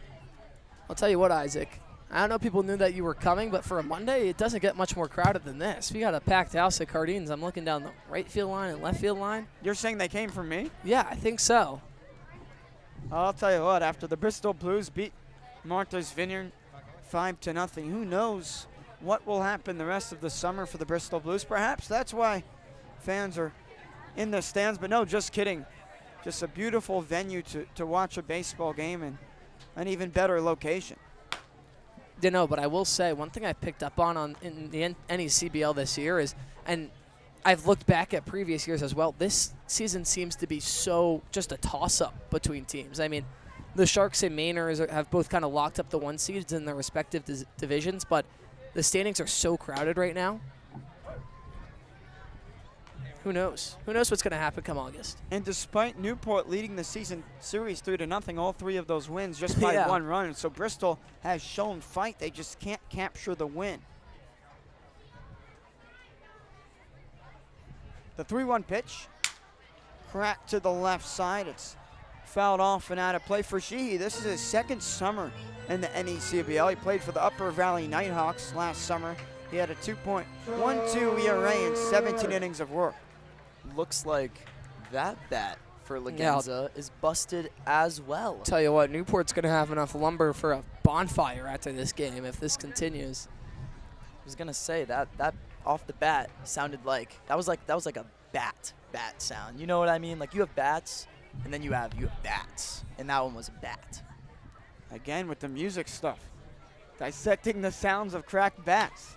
There's a foul ball back to the backstop. Sheehy, a graduate of Emmett O'Brien Technical, where he was a 3-time All-Conference selection from Shelton, Connecticut, the same school that Justin Silverstein went to. Silverstein out of High Point, slated to get the start for the Bristol Blues Thursday night against the Keene Swamp Bats, the reigning NECBL champs. The payoff pitch to Legenza, grounded to the third baseman Crowley, a quick glove on it, and he throws it across the diamond, and Frank Azenko can't quite pick it up off the ground. Bristol coming into tonight with the best field percentage in the entire NECBL at .976. They have the least amount of errors in the NECBL at just 31, and we'll see if that will be ruled a hit or error right here. Not an easy play to have to make, but definitely one that Crowley wishes he had back. He made a nice backhanded stop, but The throw just not on line in the dirt, and Frankozenko unable to save him. And it will be ruled an error, just the 32nd error of the summer for the Bristol Blues. With Legenza on first, here's Cade Brown, who flew out to right field back in the second.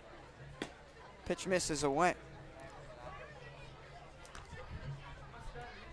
I see everybody with ice cream.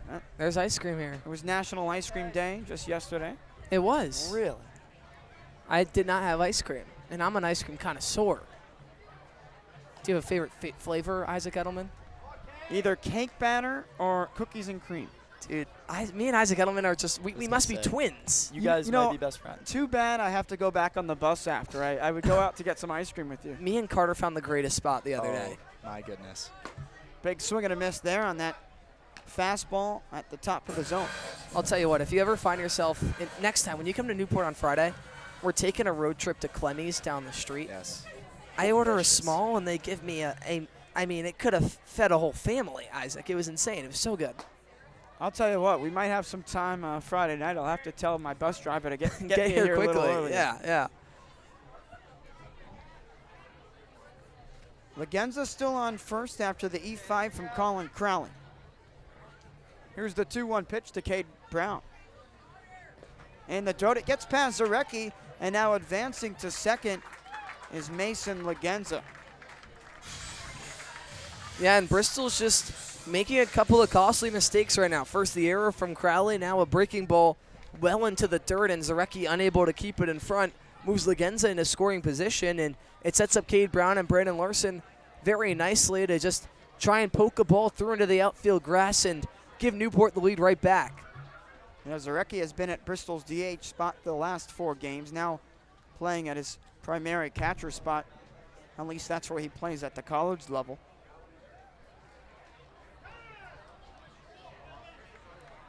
Oh.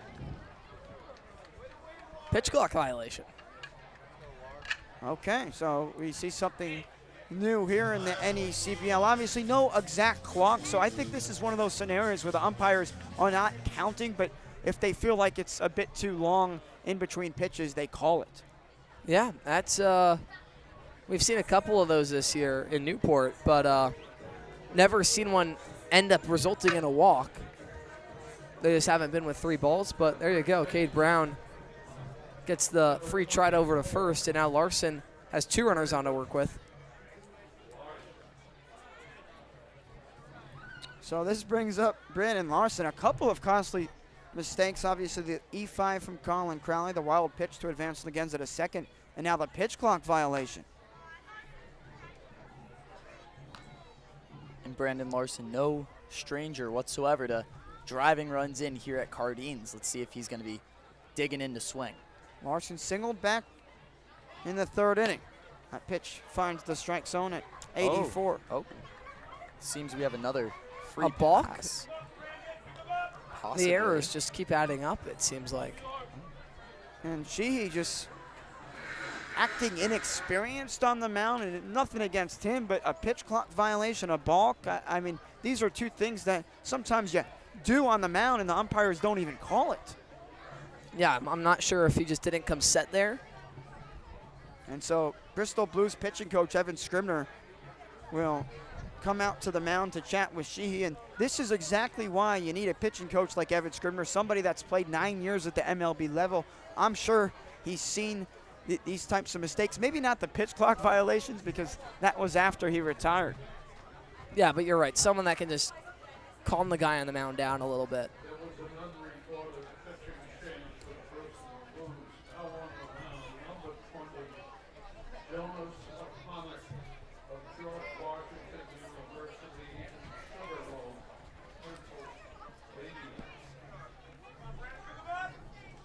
Very interesting scenes here as we see Brandon Larson back in the box, finally. Big swing and a miss from Larson. She went with the 73-mile-per-hour changeup. We saw Larson drive a ground ball the other way his last time up. It's just a really strong piece of hitting. We also know the pull power that he can have. Misses away, and Sheehy just has to find the strike zone right here, right now. Corner's playing up for Bristol, middle about halfway. So if there was something hard right at them, they would try and gun down Legenza at the plate. But I feel like at this point of the game, it's still early. They're content with giving up a run. Fly ball left field. Jack Balso's under it, and tagging from third is Mason Legenza, and he actually retreats after a strong throw from Balso is cut off by the third baseman Colin Crowley. So that's out number 2 here in the fourth. Yeah, would have been a close play, even with a speedy Legenza on the third base bag. Just not quite deep enough, especially with Balser being able to work in on that fly ball. And now Peter Mershon has some added pressure on him to find a way to come up big.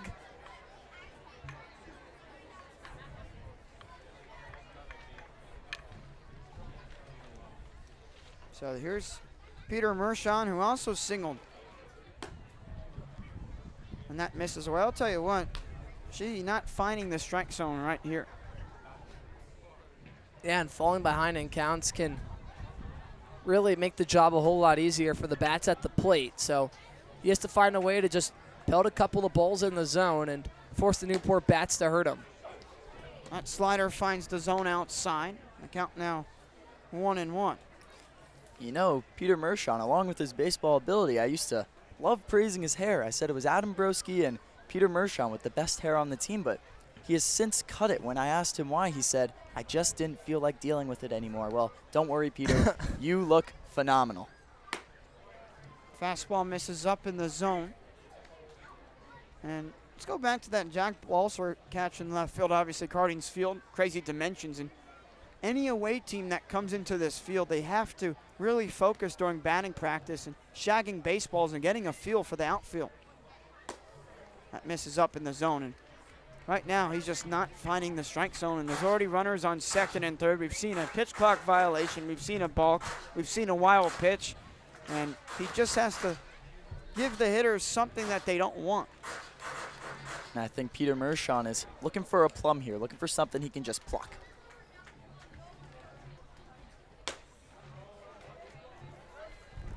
And that's a walk, and now the bases will be loaded. We head back up to the top of the order with Gus Gandy. This inning is just becoming dangerous for the Bristol Blues, to say the least. Yeah, and I was going to say that obviously a walk doesn't kill you because it just puts the force out at every base, but when it comes to now having to face Gus Gandy, who's one of the most dangerous bats in the entire lineup for Newport, you obviously hope that you gave Peter Mershon a little bit more of a fight than just a 5-pitch walk. Gandy already 20 RBIs on the season. First pitch, a slider, and it catches the outside part of the plate to Gus Gandy, who has a team-high 40 hits on the summer.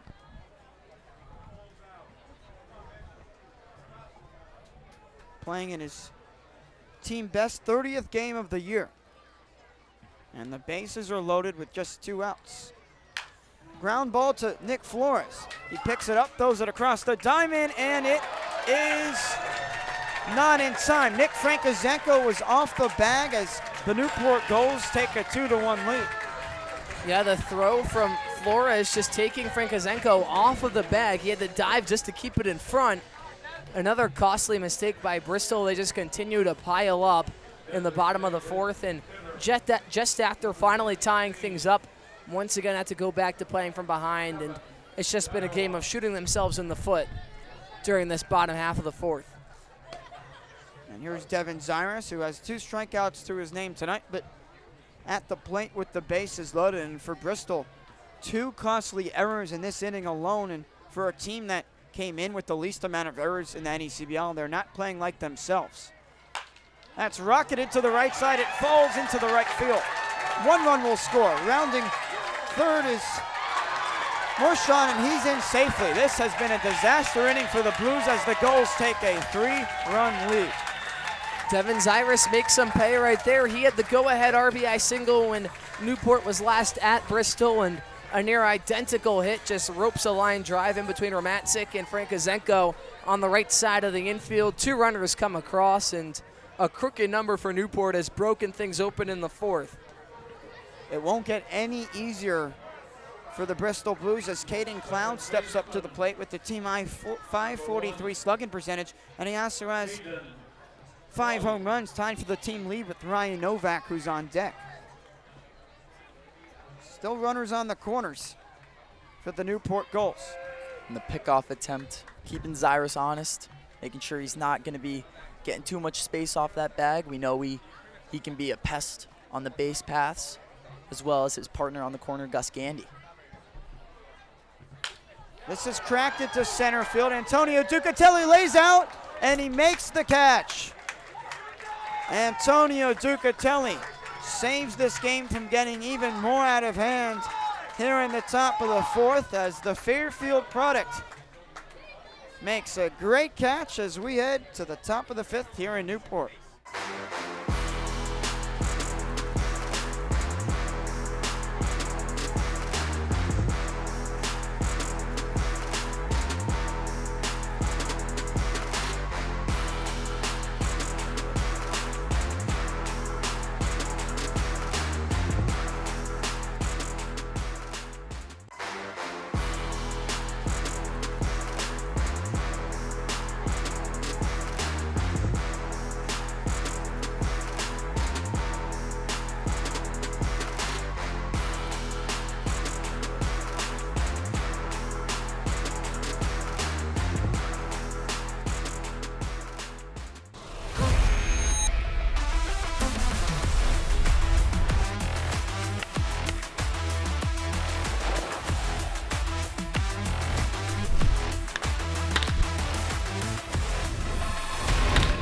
Will Taylor is done after 4 innings of work, gave up just 2 hits, 1 run, no walks with 2 strikeouts, and the Gulls going to the bullpen for the first time tonight, giving way to the righty Zane Stahl. Yeah, Zane Stahl out of Louisville has an electrifying fastball, a good mix as well. He's already pitched against the Bristol Blues already this season. He found a lot of success last time around. How will he fare here tonight? Well, we're about to find out. A 3.18 ERA across 8 appearances and 17 innings on the year, 19 strikeouts to 7 walks, and a .254 batting average against. Last appeared at Martha's Vineyard, where he worked the final 5 innings in relief, surrendering no runs, 5 hits, and 3 Ks. Worked out of an early bases-loaded jam, and we'll see how the righty fares having to replace Will Taylor, who had quite an excellent outing. Yeah, and he'll face the bottom third of the Bristol Blues lineup this inning. Jack Balser, J.J. Romatzik, and Colin Crowley all without a hit tonight, due up for the Blues. Now in a 4-1 hole after the Blues gave up 3 runs on 2 errors in the bottom of the 4th frame. And there was a pitch clock violation in that inning, a wild pitch, a balk. Bristol kind of dug themselves in a hole, as well as the error from Nick Flores at short. Yeah, that's right. It's just a lot to have to overcome. You don't want to give good teams extra outs, and the Bristol Blues didn't only give them extra outs, they gave them extra bases. Just an inning where they compounded all their mistakes, and that's why now the Gulls have a 3-run lead and sitting comfortably with a strong arm on the mound. The Bristol Blues are going to have to find a way to stage some sort of comeback. And you said a strong arm, actually a lengthy arm to be exact. 6'7", 230 pounds from Spring Lake, Michigan. And he's at the ACC with the Louisville Cardinals. Made 15 appearances there this past season with a 5.54 ERA across 13 innings. Now trying to keep it a 3-run game as the Newport Gulls coming in 20-14-1, third in the South, facing the Bristol Blues 18-18, fourth in the South. Balser swings at the first pitch, lines it into right field, a base hit. Just the 3rd hit of the night for the Bristol Blues, as Jack Balser didn't need to see anything off the hands of Zane Stahl, and first pitch swing, and it worked. That is how you want to start an inning when you're down in the ball game. Runners on, no outs.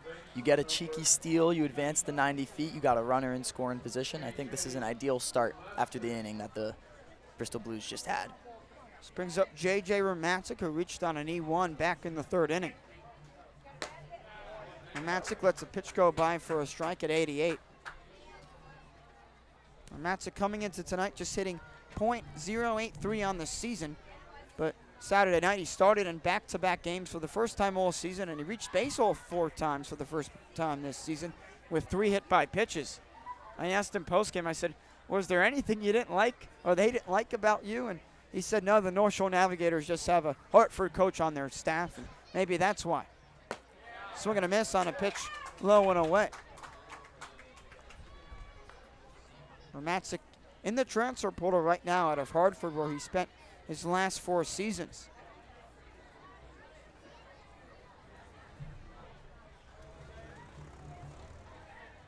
As Stahl keeps a close eye on Balser at first base. I'm giggling to myself over here. I saw a clip recently. It was this pickoff attempt on Rizzo, and he just was standing on the bag, didn't even move a muscle. And I just think it's the funniest thing ever. So now, whenever I'm seeing these pickoff opportunities, I just can't help giggling to myself. Romancic from Stratford, Connecticut, went to Stratford High School. Fly ball deep left field, but that will go foul, and it's into the street. We hope the cars are A-OK as that takes a big hop. Good camera work there.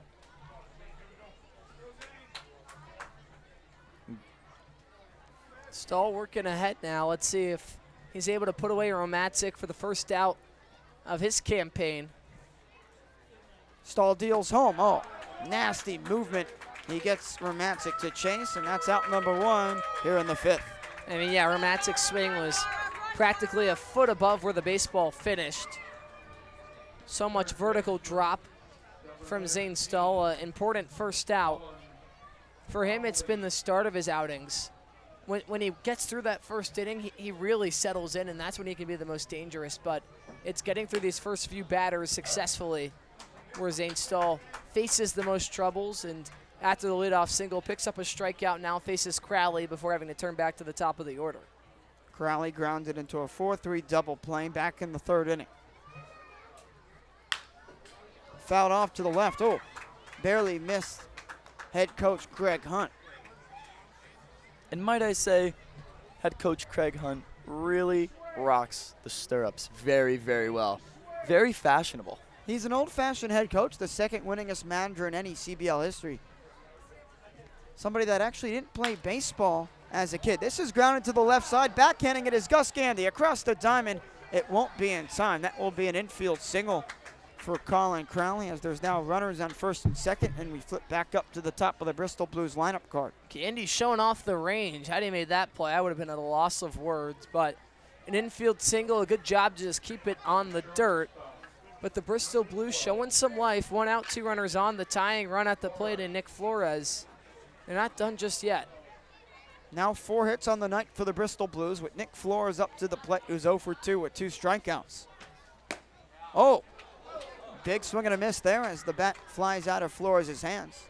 And bats have been flying all over the place today. And now Nick Flores, the latest victim, he's going to have to get some more stick-em on there. Good throw from Krista Prima, who's in the hole. Bristol's lone all-star who does more than hit the ball and does have a double tonight, but also a guy that dissects the analytic reports that the analytic interns for the Bristol Blues sends out. And everybody could read English on the Bristol Blues, but it's just that the analytics guys go over the top of people's heads, but not the Ivy Leaguer and Krista Prima. Pitch misses away to Nick Flores with Balser still on 2nd and Crowley on 1st. And the statistics interns, sometimes the unsung heroes here at the Gulls. We have a very competent team highlighted by one of our good buddies, Noah Townsend, and he really does put the work in. It's very impressive.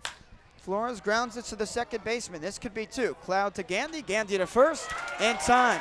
4-6-3 double play. Keeps it a 3-1 game as we head to the home half of the 5th here in Newport. Stay with us here on NECBL Plus.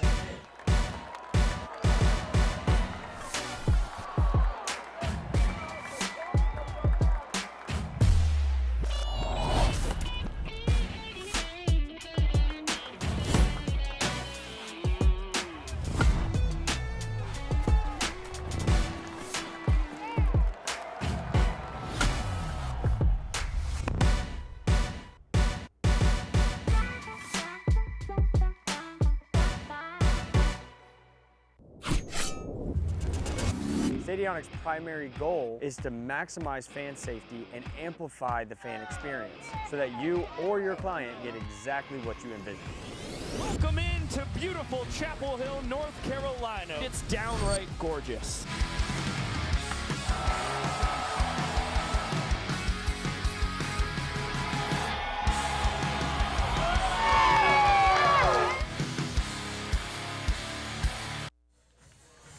Back in Newport, Rhode Island, the fans checking out some Monday Night Baseball in beautiful Newport, Rhode Island. And I'll tell you what, Harry Tidgewell, it has been an interesting baseball game. We've seen about everything except the home runs, and that's something I'm looking forward to tonight in Newport, given the fact that these are two opposite ballparks. Muzzy Field, a pitchers-friendly ballpark, and, of course, Cardines Field, a very hitters-friendly ballpark. Yeah, and the most offense we've seen between these two ball clubs came at Newport, and it was a 5-4 walk-off win for the Gulls.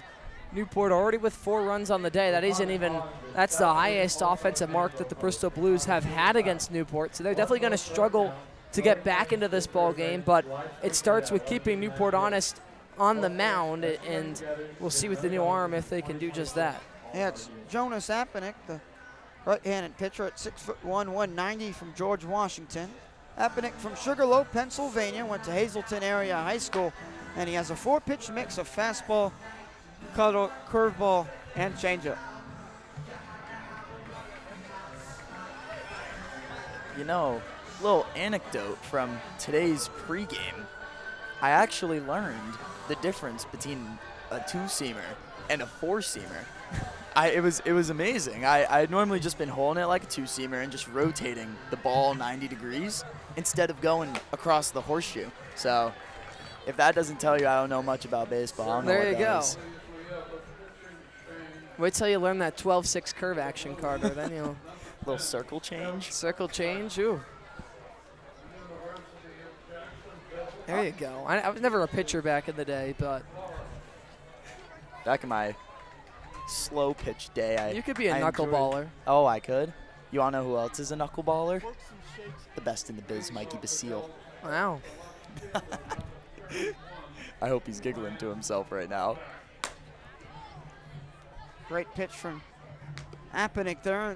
I want to say this on the broadcast. Sorry for the confusion. We've reached this point in the season where these jersey numbers are constantly being switched on different players' backs because players are leaving and entering at all different times.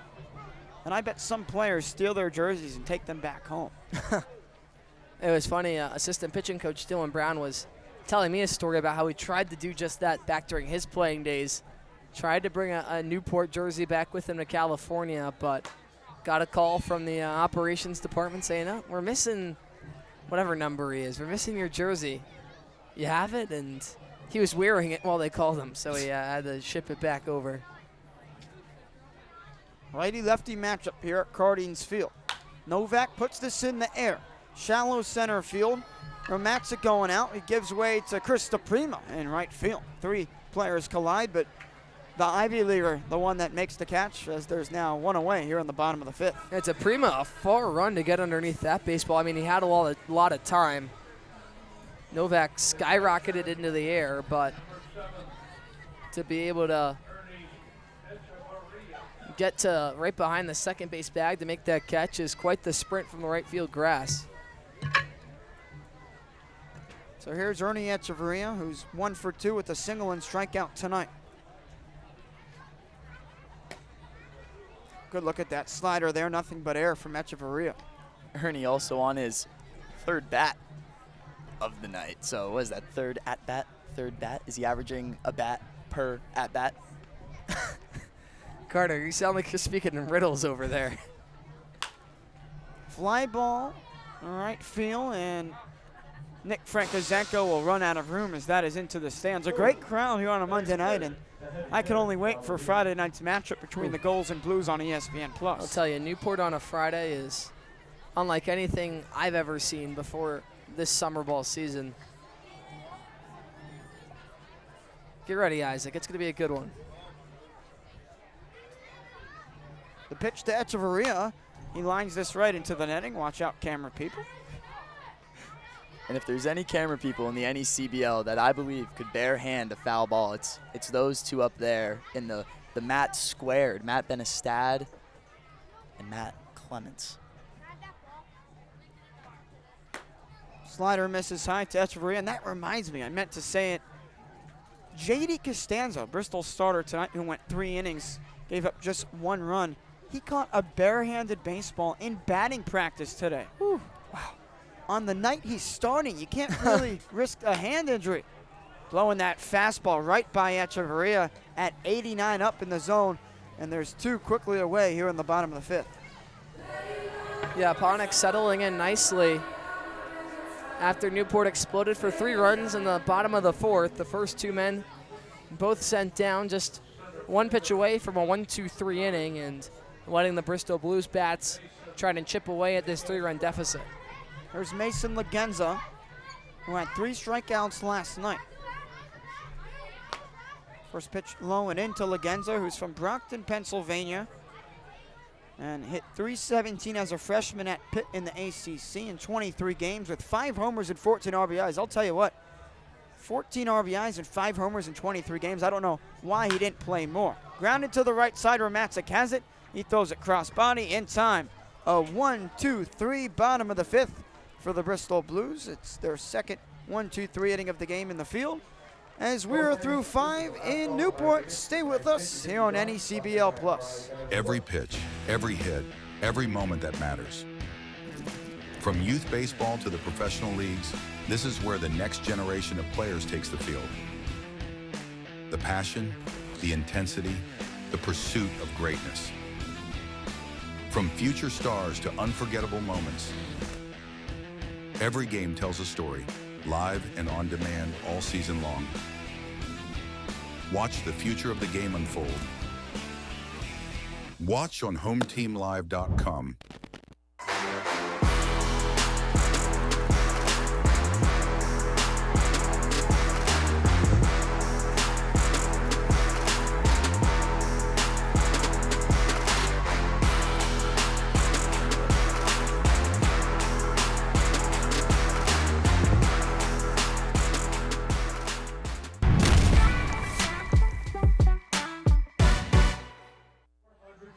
The 25th anniversary season of the Newport Gulls. They are the winningest team in NECBL history with 8 NECBL championships, the most in the NECBL. Meanwhile, the Bristol Blues trying to win their first NECBL championship. They've never appeared in a single one, and perhaps that will change. Right now, if the season were to end today, the Bristol Blues would be in that 6th playoff spot as Zane Stahl back out for a second inning of work, set to face 2, 3, and 4 for the Bristol Blues. Antonio Ducatelli, Chris DePrima, and Nick Frankozenko, that dangerous top of the order for the Bristol Blues. Yeah, this is exactly the guys you want up, trying to mount a 3-run comeback right now, especially now your 3rd time through the order. Let's see if the Bristol Blues can find a little bit more success this time around, and it gets late early, especially in these contests, especially with the bullpen power that the Newport Gulls offer. A nice little handshake between Gandy and Cloud.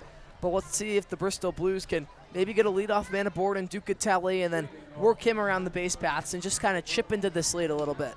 Ducatelli 0 for 2 tonight with 2 groundouts to the 3rd baseman. The first pitch of the 6th, Ducatelli lays out the bunt. He brings it back, and it's a ball 1-0. Bristol was founded by Elliot Shiner. I know he's watching, as he does every single away game.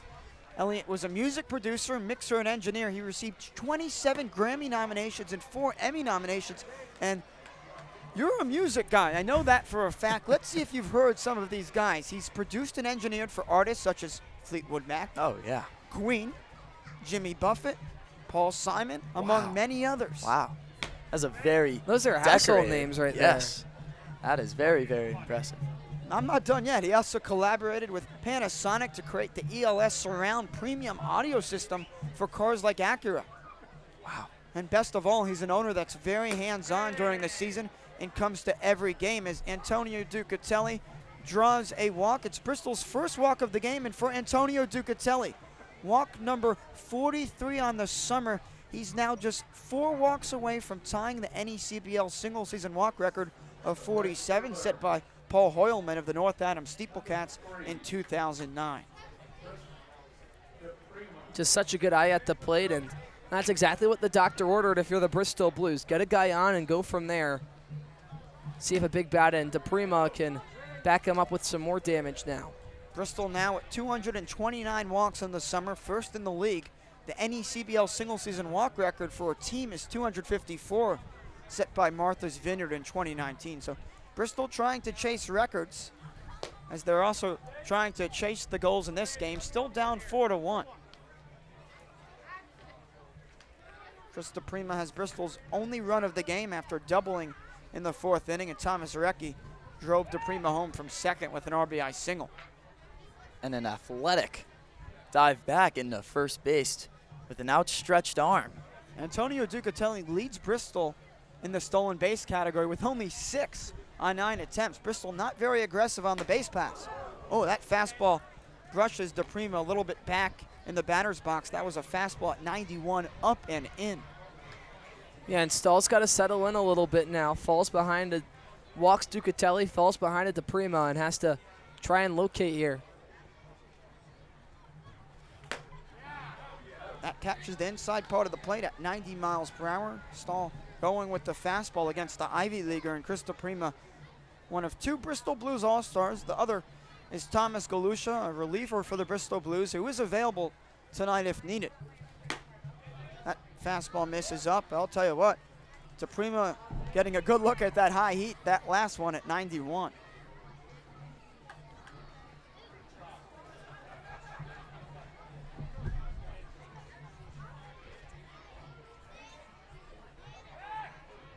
Stahl checks back on Ducatelli. That was close, but Ducatelli slides back in safely.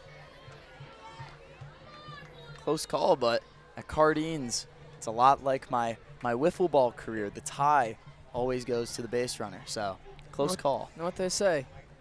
Close only cut it in horseshoes and hand grenades. That's my high school baseball coach used to say. Bristol's gotten picked off a lot this season, usually in late game scenarios. Right now, it's the top of the 6th inning. Bristol still down by 3. They're currently getting out hit 6-4. DePrima chops that foul, and we have a full count, 3-2. Now, Harry, if you're Zane Stahl in this position, what do you throw? I think you just keep challenging him with some heat. I mean, DePrima can really mash a breaking ball, especially if you miss it. That ball gets away from the first baseman Larson temporarily, as again Stahl keeping his attention close to Antonio Ducatelli. It's Stahl versus DePrima, a matchup between ACC and Ivy. Oh, that misses low at 91. It's back-to-back walks for the Bristol Blues. That was a close call for sure, but the Blues will take it as Nick Frankozenko comes up to the plate.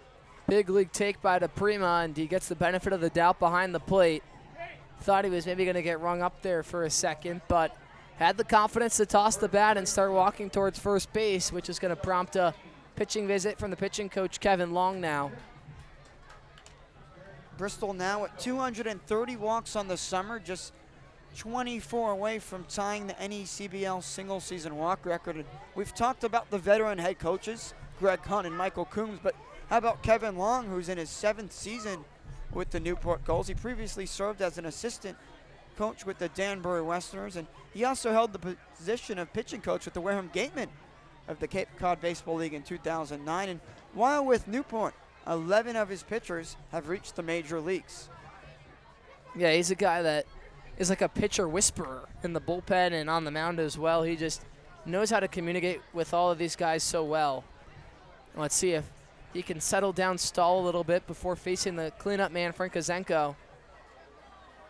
Yeah, Stahl has given up back-to-back walks to start the top of the 6th, one to Antonio Ducatelli and one to Chris DePrima. Frankozenko 0 for 2 with 2 groundouts tonight. Swings at the first pitch, lines it foul to the left into the netting.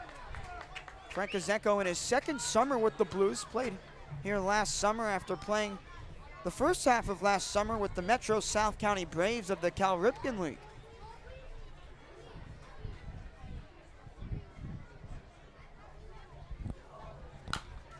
Another foul ball, and it's quickly 0-2. That's exactly what Zane Stahl has to do, get ahead in counts.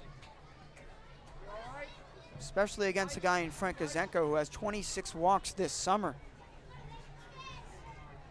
He'll wait for his perfect pitch. Though to pitch home, away to Frank Kazenko.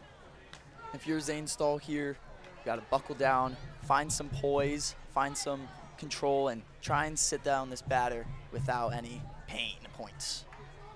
Ducatelli on second, DePrima on first. The Bristol Blues down by 3. And it misses high and to nip Frank Kazenko, the 5'11" product. Yeah, Stahl beating around the bush a little too much right now. He's got to put something in the zone. Trust his stuff. Instead of trying to get a chase out of Frank Kazenko. Ground ball to the right side. Larson has it, throws it to second for 1. The throw to first. It gets past Larson, and scoring from third is Antonio Ducatelli. Another costly error for the Newport Gulls, their third of the game, and it's now just a 2-run game in Newport. Yeah, in hindsight, probably just a ball that Gandy shouldn't have thrown, but he tries to hit the running Stahl towards the first base bag and just kind of missed it down towards the home plate side of the first base bag. Allows Antonio Ducatelli to come around and score. Although if you're Newport, you have a lead for a reason, and you've at least picked up your first out of the inning.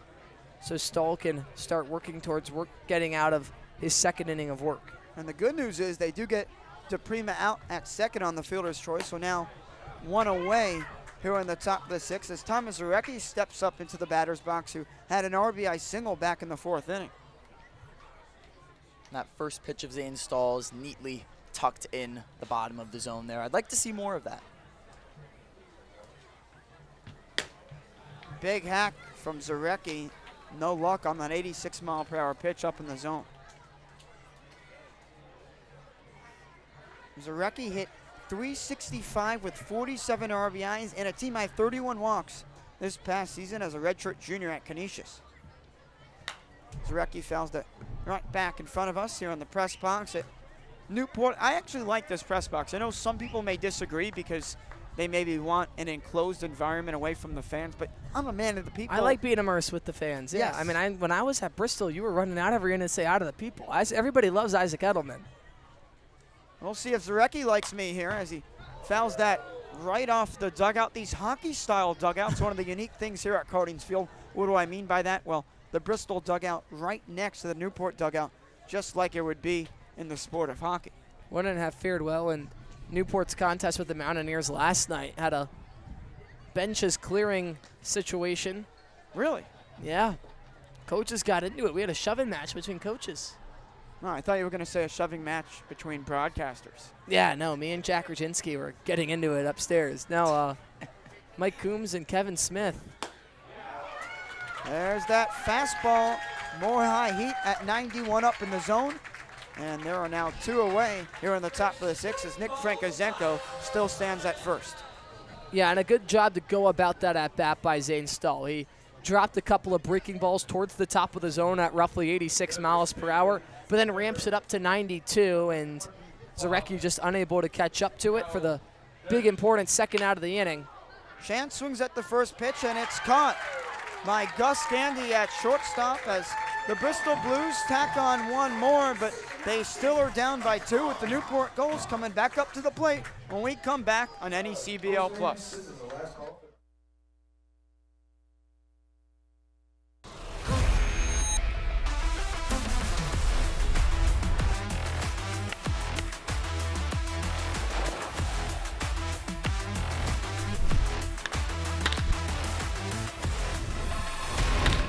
Looking to show off your Newport Gulls pride? Swing by the Goalie Shop, your official home for Gulls gear.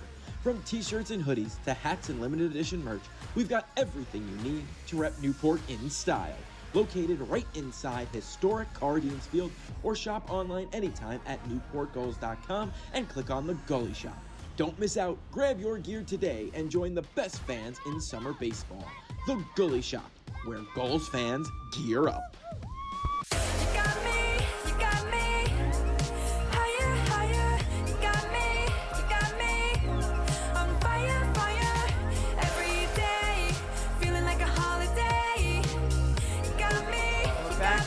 beautiful Newport, Rhode Island. It's 8:22 p.m., but it's not past these fellows' bedtimes yet as the bottom third of the Newport Gulls order, Cade Brown, Brendan Larson, and Peter Mershon, set to step up to the plate here in the bottom of the sixth. The Gulls still up 4-2, and they're currently out hitting the Bristol Blues 6-4, but a little bit of trouble in terms of the infield for Newport tonight. They do have 3 errors to their name. Yeah, that's right. It hasn't been a super clean game on either side. This could be far low scoring if both teams just made a couple of more plays in the field, but it's not quite how the cookie crumbles. And for the time being, Newport with a 2-run lead, but you can't get content at the plate. You got to find a way to pick up some more insurance during these middle innings, so the pitchers on the mound have a little bit more to work with down the stretch in those high-pressure situations. Yep, so it will be Ryan Cheehee back on the mound for his second inning of work, facing Cade Brown, who has reached once tonight, reached on a pitch clock violation, and later scored that inning back in the fourth. And the number 10 that Cheehee is donning here is making me reminisce about the World Cup final that we just saw just yesterday between Argentina and Spain. And, you know, some people might have said it was boring, but if you're a real fan, that game was uber entertaining. And the number she is wearing right now actually belongs to Scout Updike, a right-hander from Jacksonville. But it's this point in the season where players are switching numbers and getting jerseys left and right. Oh, that runs in and hits the hand of Cade Brown, and that will be the first hit by pitch from either team tonight. Yeah, running a little too far inside, gets him on that lead arm. Cade Brown's going to take a second to shake things out, but seems set to go become the runner at first as talks things over with Coach Noah Martinez, excuse me. Jogs in over to the first base bag. Who's Noah Gonzalez? Is that a baseball player? I am unsure. By the way, obviously that wasn't intentional, but I was looking at Cade Brown's bio, and he went from Georgia to Georgia Tech, and that just told me that, hey, if Georgia plays Georgia Tech, they would just hit him with the pitch. And I saw that happen actually in softball with Florida and Texas Tech. And I know we're talking about baseball here, but Mia Williams, the daughter of White Chocolate, Jason Williams, who played in the NBA, the Gators threw at Mia Williams over 5 times across 2 games after she transferred from Florida to Texas Tech. Jack Balser camps under it. He makes the catch as there's now 1 away here in the bottom of the 6th as Cade Brown has to retreat to first base. I remember Barstool started covering that because it became such a big deal. And again, you could talk about the ethics, and at the end of the day, NIL runs sports, and players are going to go not where their heart says, but where the money goes. And if you believe that happiness comes with money, then your heart will also lead that way as well. Here's Peter Mershon. He's reached base both times in his 2 trips to the plate tonight, a single and a walk with a run scored. First pitch misses low. I mean, if you talk about athletic families, Peter Mershon is atop, honestly, any family in the entire globe. After this pitch, we'll tell you more about it, as that finds the outside part of the plate. So Peter's father played baseball at Illinois and spent the 1987 season in the Cincinnati Reds organization. His uncles Chris and Mark played baseball at Northern Illinois. His uncle Michael played at Illinois, don't get it twisted. His brother Nicholas played at Furman. Another brother of his played at the College of Charleston and finished his 5th year at Ohio State. Another brother, David, played baseball for Mississippi State for 2 years before getting drafted by the Los Angeles Angels in 2024. No, I'm not done yet. Sorry, listeners. His cousin Noah played baseball at UW Whitewater. And then finally, I promise, I'm done now, his sister Lindsay played college soccer. I mean, the list goes on It's and a whole on batting and on. lineup right there. I know. They could field a whole baseball team, even though we've mentioned other sports like soccer. I imagine the 4th of July wiffle ball tournament gets very, very heated at the Mershon household. And I'm sure with the family being this athletic, they eat a lot, so whoever is spending time on the grill might have a little bit extra time away from the family. Cade Brown still on first after the hit by pitch. Slider catches the inner part of the zone to Mershon at 80 miles per hour. And that one just froze Peter Mershon, had him turning away a little bit. Just a testament to how nasty that breaking ball was. 3 balls, 2 strikes, 1 away here in the bottom of the 6th with Brown on first.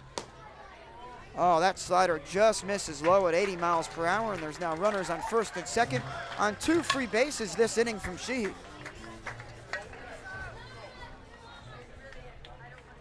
And now we flip up back to the top of the Newport Gulls order with Gus Gandy stepping up to the plate. He's reached base twice tonight on a single and E6. Talk about alliteration. Gus Gandy's name just sounds so good out of the mouth. I would love to see an all-name team for the NECBL, preferably 2 of them. One for the North and one for the South. Maybe that's how they should start picking the All-Star game. I mean, Caden Cloud would be in there already. That's another one. You know who my pick would be, and he actually usually dons the number 10 right now that's being worn on the mountain? Scout Updike. Yeah, that's a good one. name. Scout's a good one. Ernie Echeverria. Mickey McClaskey. Mickey McClaskey. Oh, Mickey McClaskey's got to be the starting pitcher. That ball is just fouled inches away from the third base line. That could have scored at least 2 runners, but instead Brown will have to go back to second. Mershon returns to first, and Gus Gandy will get another crack in the batter's box facing an 0-2 count. Gandy from St. Simons Island, Georgia. Hit .303 in 45 games this past season at Samford for the Bulldogs. The 0-2 pitch home. Slider misses away. A good take by Gandy. Gandy prepped at Glenn Academy in Georgia, was a 4-year starter at shortstop, and according to Perfect Game, he was rated the number 9 shortstop and the number 888 overall player.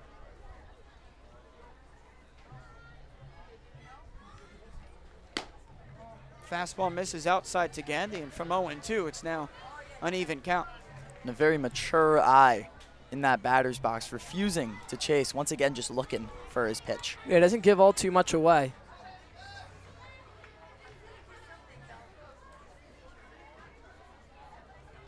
Newport trying to extend their 4-2 lead. Won't happen there as that ball bounces away from Zrecki. He can't find it. Wow, a break for Bristol. I saw Cade Brown starting to round third, and he was thinking about heading home for 2 bases. Yeah, definitely. For a second, it felt like Newport was going to reinstate that 3-run lead, but Zrecki able to track it down in time. Just so much kick off of the dirt off of his knee pads. Hang on to your Rolex. 3 balls, 2 strikes, 2 runners in scoring position with 1 away here on the bottom of the 6th. The infield playing in on the edge of the grass. And the fastball misses outside to Gandy. Back-to-back walks have loaded the bases with a dangerous designated hitter and Devin Zyrus stepping up to the plate. Yeah, and especially after working ahead 0-2 to start that at bat, a true crusher for Aponic now. With the bases loaded, Devin Zyrus gets another opportunity. He cashed in with 2 RBIs his last time up. He'd love to do some more damage this time around. Zyrus 1 for 3 with 2 strikeouts and those 2 RBIs, as you mentioned. Ground ball up the middle, or Matzik slides, throws it to second for 1. But that is all they'll get as Cade Brown scores from third, and it's back to a 3-run lead for the Newport Gulls. What a stop by Romatzik to prevent that ball from getting to the outfield grass, but Flores just appeared to have lost it on the transfer. He was a little off balance coming across the second base bag. Would have had a chance at 2. Zyrus has some good speed to him. But I think you'll still take the win of keeping it on the infield dirt. If that ball had gotten through, easily would have been 2 runs for Newport and no outs recorded. So here's Caden Cloud, who's 0 for 3 so far tonight. Roped the ball to center his last time up, but the diving catch by Ducatelli.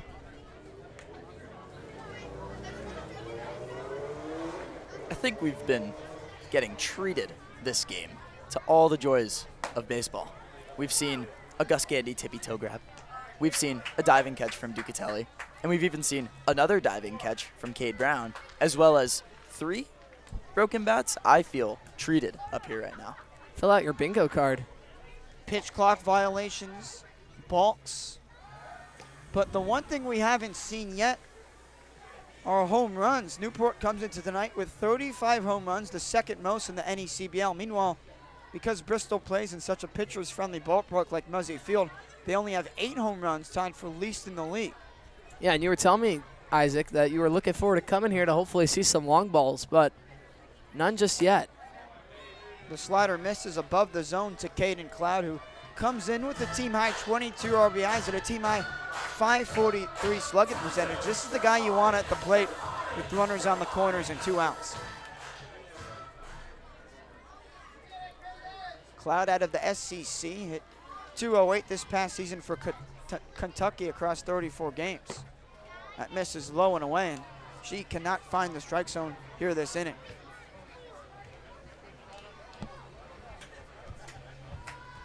And whenever I think about Kentucky, I do think college basketball. You think of guys like De'Aaron Fox, but now I think I'm going to be thinking of guys like Caden Cloud.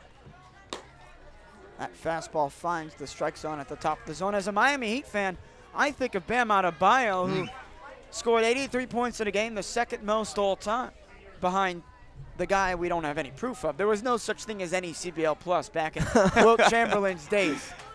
If only executive producer P.J. Moynihan existed back when Wilt Chamberlain was playing basketball. And that misses away from Caden Cloud. The third walk of this inning from Bristol, and the bases are back loaded with Ryan Novak stepping up to the plate. Looks like we're going to have a meeting on the mound now in this high-pressure situation. Might be a pitching change altogether. Yeah, every time Bristol Blues head coach goes out to the mound, he takes the ball from the pitcher, and that's what he does right here. So the Blues make a call to the bullpen as we head to break here on NECBL Plus. Stay with us. The bases are loaded for the Gulls, and they'll face their third new pitcher of the night. Who knew I would make it this far? They hated, they never believed me. Yeah, I would never drop the ball. I know I make it look easy.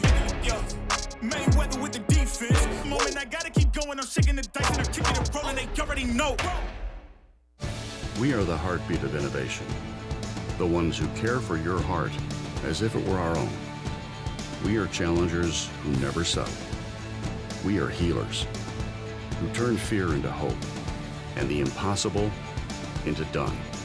We are at the heart of this community, providing advanced, nationally recognized medicine. We are South Coast Health, Heart and Vascular.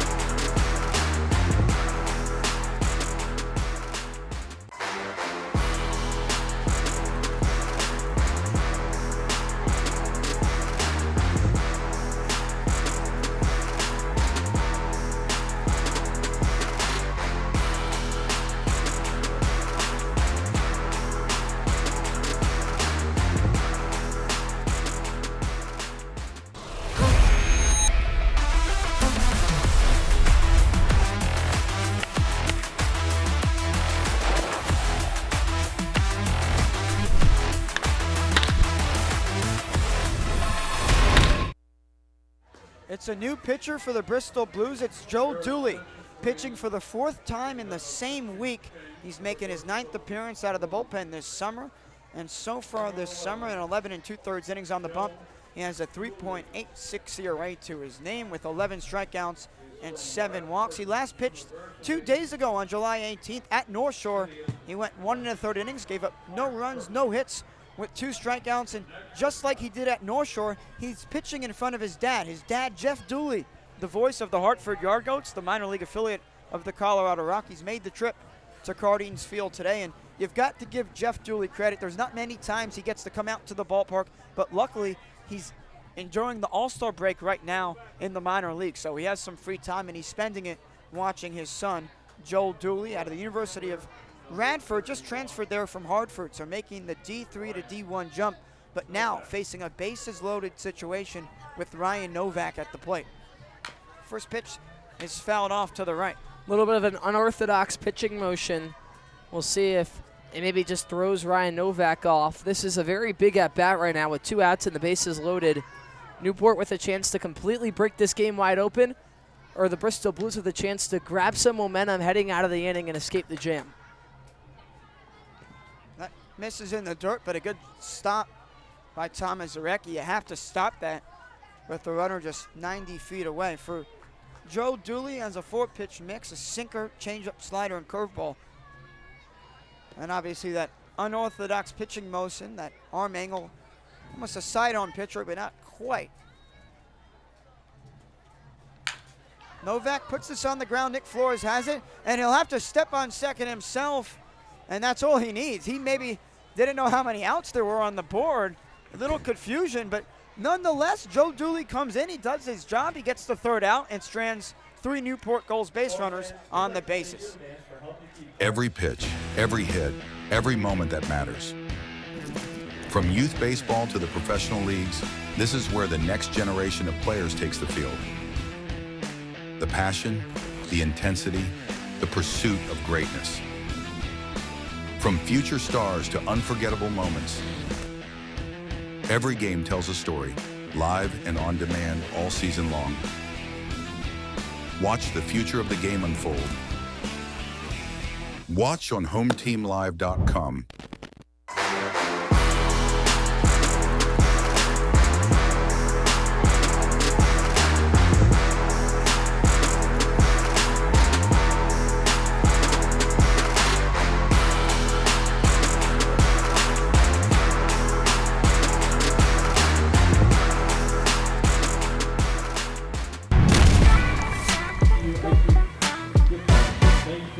Welcome back to Cardines Field. I'm Veronica Borelli, and our very own Sorka Lewis has been selected to direct this year's All-Star broadcast. Congratulations, Sorka, and the 5 players that were selected along with her. And remember that your vote still counts, and you can send Caden Cloud as the 6th man from the Newport Gulls to join them this Sunday. Voting closes at Thursday. Back to you guys. Thank you so much, Veronica. A huge shout out to our producer, Sorka Lewis, heading to the All-Star game to produce and direct on Sunday. One of my best friends here in Newport, one of the best coworkers that I could ask for. Congratulations, Sorka. Once again, there you can go vote for Caden Cloud or whatever fan vote nominee you want to send to Sanford for Sunday's contest. We welcome you back for the top of the 7th on NECBL Plus. And, well, here in Newport, the top of the 7th means a little bit extra. It means we're heading to trivia time up here in the booth. Alongside Isaac Edelman and Carter Holubesco, I'm Harry Tidgewell. Well, we've been talking about All-Stars all day, so I got an All-Star themed question for you, which is what active MLB player has the most All-Star appearances currently? You have time to think about it. I'll look for your answer in the home half of the 7th. You guys at home, play along with us. Tweet at us on Twitter or whatever other Instagram, and we'll see if you can get today's question right. Today's question, the active MLB player with the most All-Star appearances. Did you get the question right when I came to Bristol? I got it right. Oh, and I got it wrong. That was the one I got wrong. I messed up that was the first time I've ever messed up the trivia.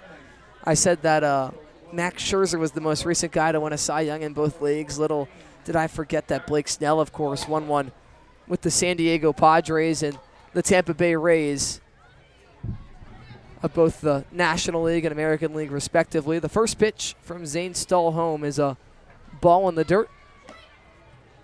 Second pitch misses down low again. So a quick 2-0 count to number 14, Jack Balser. It'll be 7-8-9, due up for the Bristol Blues, and Balser, Romatzik, and Colin Crowley facing a 3-run deficit in the top of the 7th. Running out of outs to work with, and Balser pops one back foul over our heads. Lands and into the street. Lands inside the stadium. Just outside, bounces over towards the fire department. You know what? While we're at it, thank you, Newport Fire Department. A few games ago, we honored the military and the fire department. Always going in the street to grab it. keeping the streets safe. Well, another fly ball headed that way. We'll see if they go on to retrieve that one. But looking at that sick cap that Zane Stoll's rocking out there on the mound. Not on the screen right now, but the black caps for Newport with the blue brims. Some of the best in the entire game. Well, that's Zephyr, the official on-field cap of the NECBL. Also known as Z-Hat, Zephyr is the authentic college hat with over 800 colleges and channels that same energy and creativity in building custom hats of all types for pro sports teams, clothing brands, and companies everywhere. Make sure to pick up your Bristol Blues or Newport Gulls official on-field cap today. Cade Brown has it. A busy day for him over at third. And boy, oh boy, as he just made every play look so easy. A backhanded stop and a flick on over to first is all it takes for Cade Brown to collect the first out in the top of the 7th for Zane Stoll. Cade Brown is just, you look at a guy like him and you can tell he just oozes baseball athlete. And I feel like passing the eye test is oh so important these days.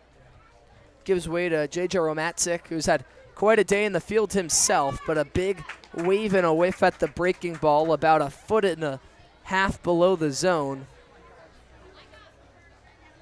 That's the most underrated part of Zane Stoll's game. Obviously, you look at the metrics of a 93, 94 mile per hour fastball and you go, well, that has to be his best pitch. But he has such a devastating breaking ball to pair along with it.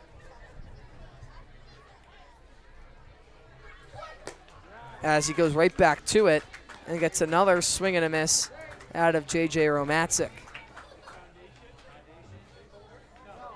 So now ahead, 1 ball and 2 strikes.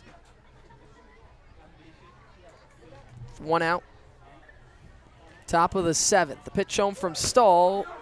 In there for strike 3. Dropped a breaking ball in right at the letters after getting Romatzik to chase 2 down low. Sends them down looking for out number 2. And just look at the drop. Started up at his eyes, finishes right at the top of the zone.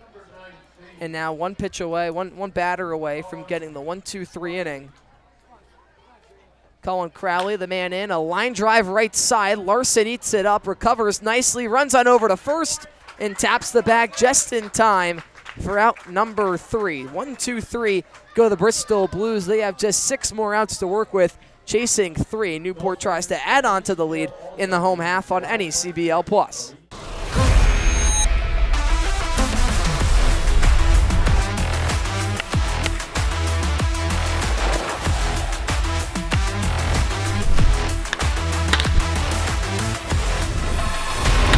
What makes a great team hat?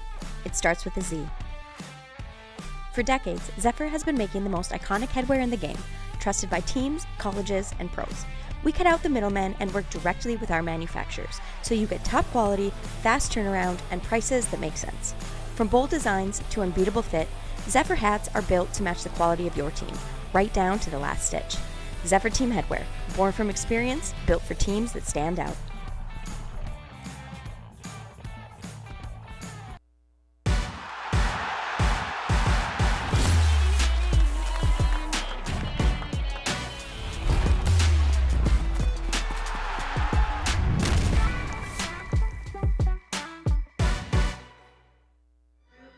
As we begin the bottom of the 7th, we're stretching out here in Newport, and there's a new arm stretching out there on the mound for the Bristol Blues. It's a lefty, and with more, Isaac Edelman. Take it away.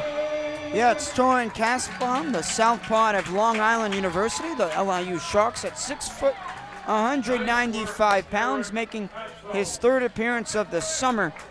And currently, no home runs allowed, but has a 9.00 ERA. And just 1 inning pitched with 3 walks. So trying to find the strike zone, it's something he hasn't been able to do much of thus far. And again, Bristol already down by 3. They only have 6 outs to work with at the plate, and they struggle to win on the road. The pitching has got to really be locked in these remaining outs. Kasbaum threw against Newport on July 16th. Didn't record a single out, was pulled after walking 2 batters.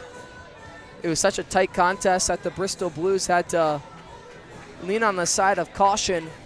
It was a tight leash, but we'll see if Kasbaum can recover in this outing. We got to get back to the trivia, which today's question for those of you just joining us was, which current MLB player has the most All-Star appearances?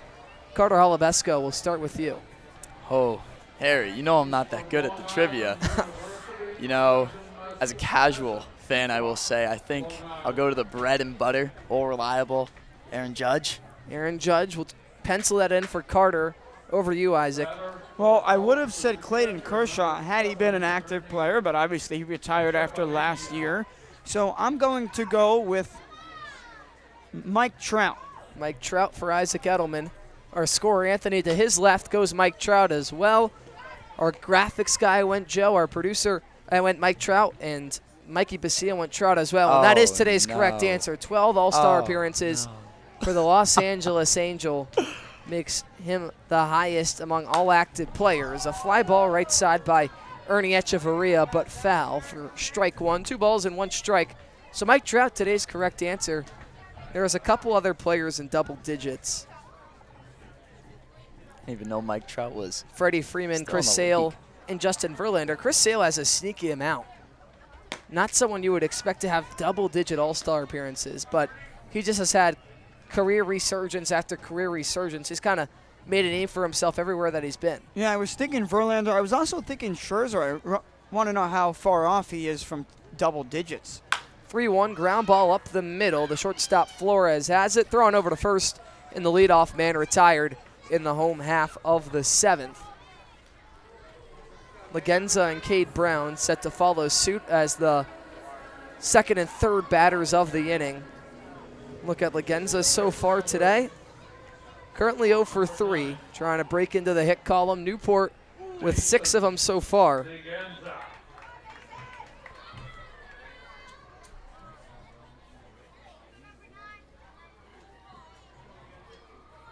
First pitch is in there for strike 1. So Casabama has already outperformed his last outing against Newport as he gets the first out in the box score. Now ahead 0-1 on Mason Legenza. Line drive right side down the line and fair. Legenza rounds first sharply, and he's going to try and take 2. The throw in. Not in time. He got around the tag. What an acrobatic effort from Mason Legenza. Diving to the inside part of the bag, he somehow avoided the tag from Flores. What a great throw from DePrima, all the way from the right field corner into second, but a leadoff double, excuse me, not a leadoff, a 1-out double for the Newport Gulls in the home half of the 7th. And it looks like here, just sneaking that left hand around the tag. 105 miles per hour off of the bat of Mason Legenza. Watch out, get out of the way of that. Got to the wall in such a hurry, it almost hurt him. Now Cade Brown, first pitch, called strike. That wasn't even the best part of that play. It was the swim move, because Chris DePrima made an incredible throw from right field, right on the money. And Nick Flores maybe could have been more aggressive with applying the tag, but a great spin move indeed. The 0-1 pitch home. Catches the outside now, and Casabam settles back in, works ahead quickly. No balls, 2 strikes. Framed to perfection. That's Newport's first extra base hit of the entire game, and they come in obviously first in the entire league in that category.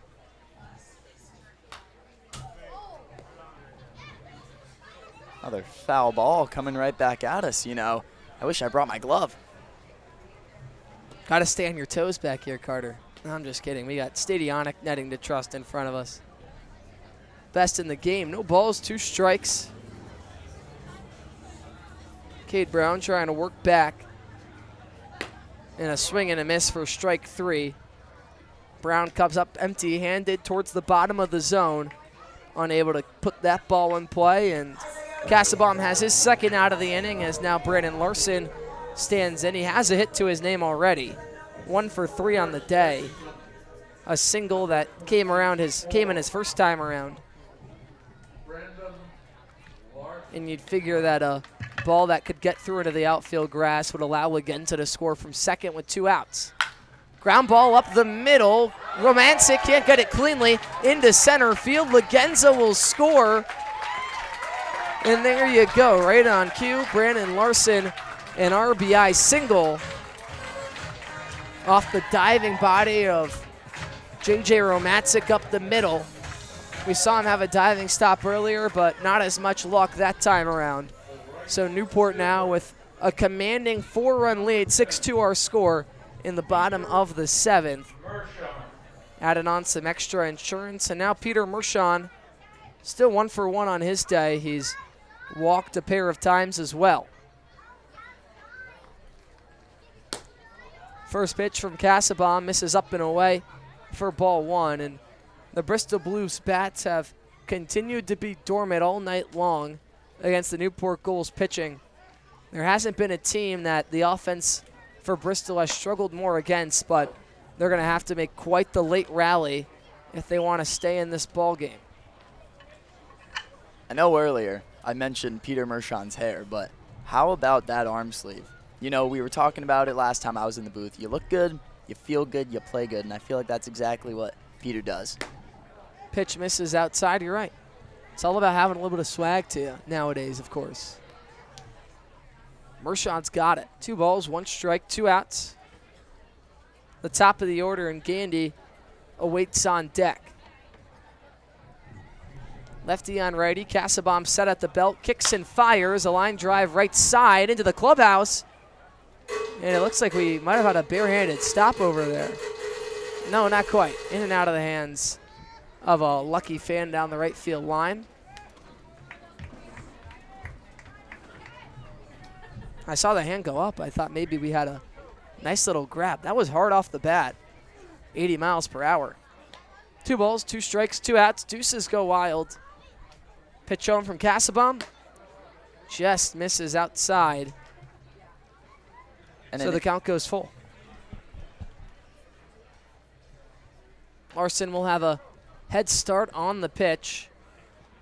Frankozenko even leaves the first base bag. So a big lead from Larson over at first. The 3-2 home is tap foul left side, and we'll do it again. It's not easy to come back by down 4 runs, but they have 2 innings to do it. The last time the Blues were at Cardines Field, they were down 3-0 in the 8th. They put up 3 runs, but in the 9th, the Newport Gulls walked it off. 3-2 home. Mershon, ground ball left side. Crowley has it at the hot corner, thrown over to third. In and out of the glove of Frankozenko. Mershon's going to be safe. And just another mistake by the Bristol Blues. Yeah, that will be an E3. Nick Frankozenko got the throw right on the money, and the ball just pops out of the glove. And for Bristol, who came in to tonight with the best field percentage in the league, with 3 errors to their name thus far. So now Gus Gandy, like I said earlier, you don't want to give good teams extra outs. And now they'll have to face Gus Gandy, who's 1 for 3 on the day, with 2 men on and 2 men out.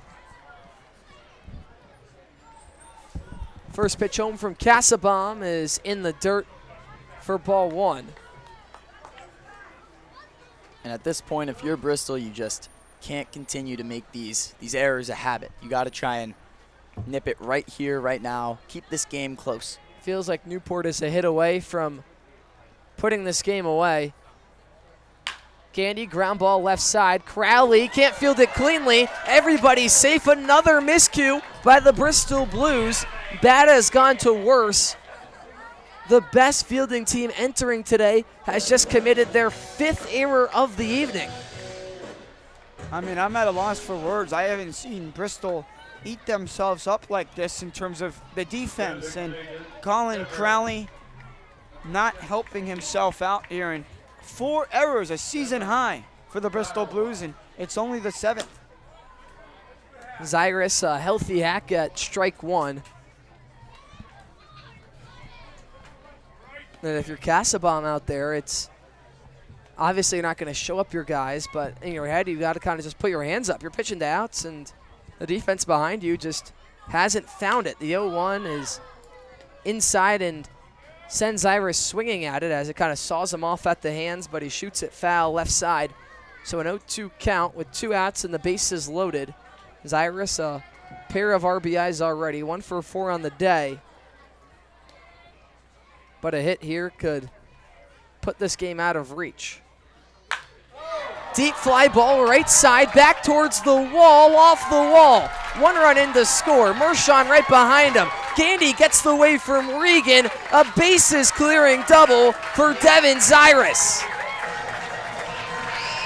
Newport leads 9-2. How about that? You give good teams extra outs and they're gonna make you pay. And Devin Zyrus right off the Wally's Wiener sign clears the bases for Newport, and that's gonna be all for Torrin Casabon.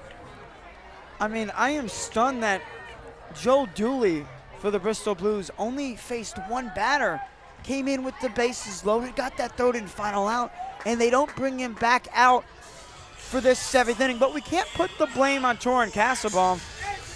2 errors in that frame for Bristol alone. Well, we'll be back after the break with more on the new Bristol Blues Arm when we return on NECBL Plus. Most people spend their time trying to fit in. Not me. I want to be all in. I want to be in too deep, in the moment, in the center of it all, in the room where it happens. In it to make a difference every single moment of every single day. So grit your teeth and smile. Be ready to take on adversity. Be ready to transform the world. Ready for whatever life has in store. So, you in?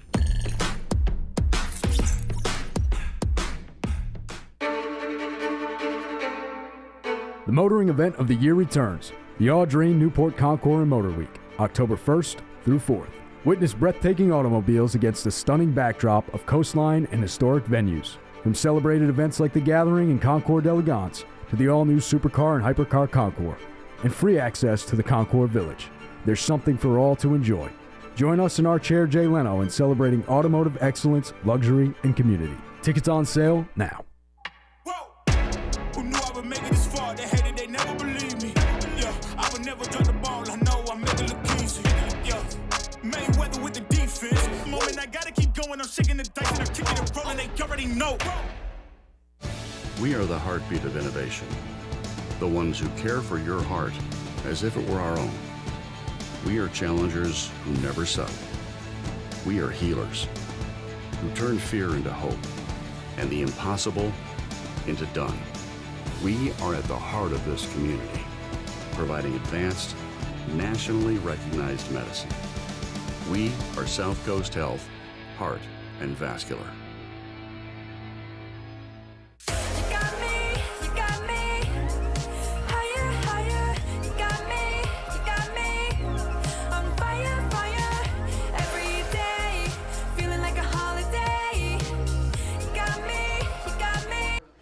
Well, after 3 hits and 2 errors, the Newport Gulls with 4 runs in the bottom of the 7th. They're not done just yet. A new right-hander and Bryson Diaz enters the ballgame for the Bristol Blues. What do you got, Isaac? Yeah, Diaz, the 6th pitcher of the night for the Bristol Blues. You kind of expected that in a bullpen game, that they were going to use a lot of arms. And now they go to the big righty at 6'4" from the D3 level at Elms College. Currently has a 9.45 ERA across 6 appearances with 30 strikeouts. First pitch misses, second pitch in there. The count evens up, and here's a great opportunity for a guy that pitches at Elms, a D3 program, to go against Power 4 talent in Caden Cloud. Actually a two-way player at Elms College, hits and pitches, but this summer for Bristol will just be pitching with his 3-pitch mix, a fastball, slider, and a knuckleball that sits around 68 miles per hour. Pitch misses into Cloud. 2 balls, 1 strike. And this is a guy that's fastball doesn't really go over 90 miles per hour, but when you compare it to that knuckleball that sits below 70, it's just as nasty as an 100-mile versus an 80-mile-per-hour difference. 2 balls, 1 strike. Misses below the knees now at 91, so 3-1 the count to number 1, Caden Cloud. Well, now, Isaac, since you've said it, I'm like anticipating the knuckleball here. I'm very excited to see it. Well, you saw his last pitch was at 91. Wait till you see the knuckleball and compare it to the speed you just saw. 3-1 home. In there, caught the outside part of the plate. So the count now full, 3 balls and 2 strikes to Caden Cloud. Cloud and Brown, the only 2 goals without a hit today. A team total of 9 for Newport, but they really just capitalized off of the Bristol Blues' mistakes. They have 9 runs to show for it. 3-2 home. Swing and a miss, strike 3. Sped him up with the fastball. Yeah, I love Diaz attacking. Picks Cloud. up his first out of the outing, the 3rd out of the inning, but not before Newport scores 4. 9-2 our score. The top of the 8th up next on NECBL Plus.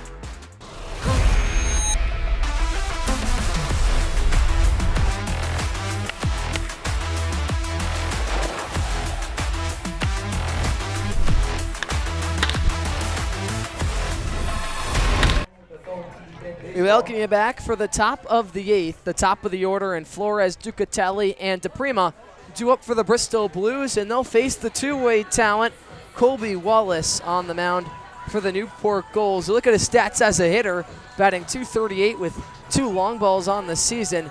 He's made just 1 pitching appearance, which came against the Ocean State Waves. He surrendered no earned runs, recorded 5 outs out of the bullpen. He has an electrifying fastball at roughly 92 miles per hour. I mean, he plays 3rd base in the field, so he's used to having to make really hard throws across the infield grass, but we'll see how he fares from the mound to the plate in his 2nd outing of the summer. You could expect him to at least try and work through this 8th inning, maybe even record the save if given the opportunity. He'll start with the top of the order for the Bristol Blues. Newport in full control, 9-2 your score. And Blow by Kesha is on right now, and that is his walk-up song. And I'm used to seeing Colby Wallace hit some bombs after this comes up, so I'm excited to see the flamethrower come out to play. All right, it's just so unique at such a high level, at any level, to see someone excel both at the plate and on the mound, but to do so in the NECBL, one of the premier summer college baseball leagues in the entire country, seems to be a step above. This is a situation where Bristol's down by 7. They do have to start swinging for the fences, especially at a ballpark like this, where it is possible to get a ball over the fence. And look, the Blues completely being outplayed despite 4 errors. Despite, 3 errors from Newport, 4 errors for the Blues. Well, the top of the order for the Blues, 1 through 4, are a combined 1 for 10. DePrima, the lone hit. The team has 4 hits on the day. But especially for a team that is very top-heavy, for those guys not to show up, that's why they only got 2 runs on the scoreboard so far. Wallace out of the windup. Works something in on the hands, but Flores shoots it backwards into the netting for strike 1, so the count evens up. 1 ball, 1 strike. And well, whether you're an island resident or planning a summer getaway, the fastest way to get to the Cape and Islands is by taking the New England League's preferred partner, the Steamship Authority Ferry. Visit steamshipauthority.com for more information. No one does that better than you, Harry. In the entire I'm just reading paragraphs off of paper, Carter. It's well, very well done. It's an art. 1 ball, 2 strikes. The pitch home from Wallace, spiked in the dirt as the count evens up to the leadoff man, Flores. This is really the first time all season Nick Flores is not himself. I've called him the Nick of all trades this summer, and not really the Nick of all trades tonight. Struggling to put bat on ball. 2-2, popped up right side. Cloud moving back. Mershon moving in, and the outfielder will take priority, call him off, and wrap it in leather for out number 1. Would have been a home run in an elevator shaft right there. Got very far underneath it. and now gives way to Antonio Ducatelli. 0 for 2 today. Has worked a walk as well. Looking back at Colby Wallace's last appearance against the Bristol Blues, he was playing in the field at the hot corner, and he actually recorded 2 doubles. So definitely has the power in the arms, in the bat. It's very impressive. Gets a big swing and a miss for strike 2.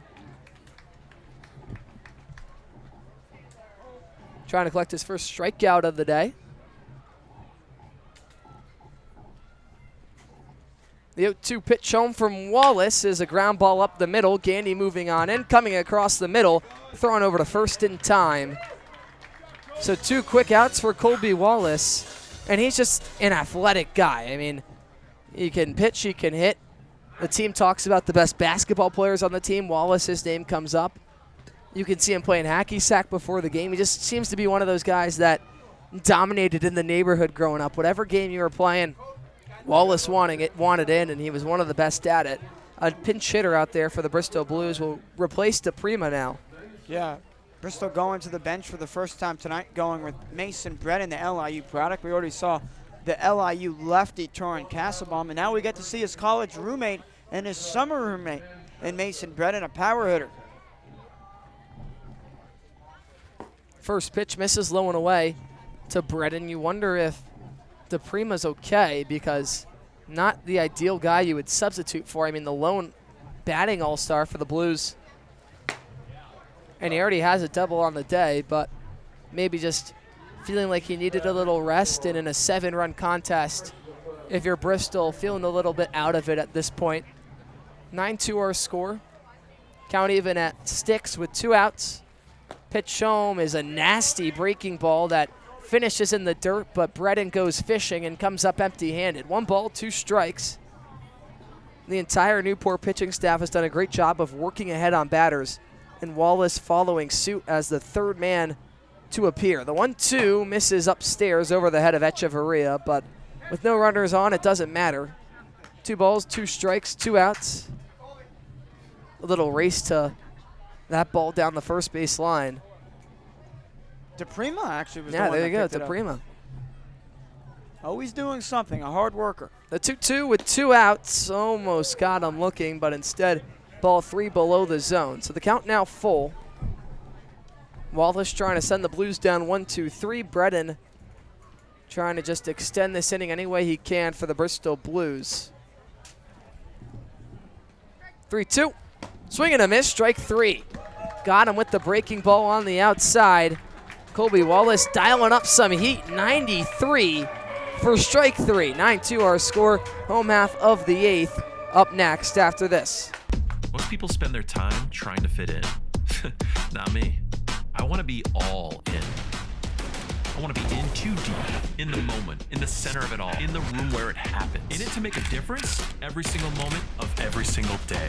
So grit your teeth and smile. Be ready to take on adversity. Be ready to transform the world. Ready for whatever life has in store.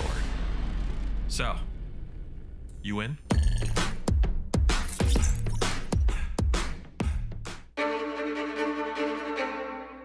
The motoring event of the year returns. The Audrey Newport Concours and Motor Week, October 1st through 4th.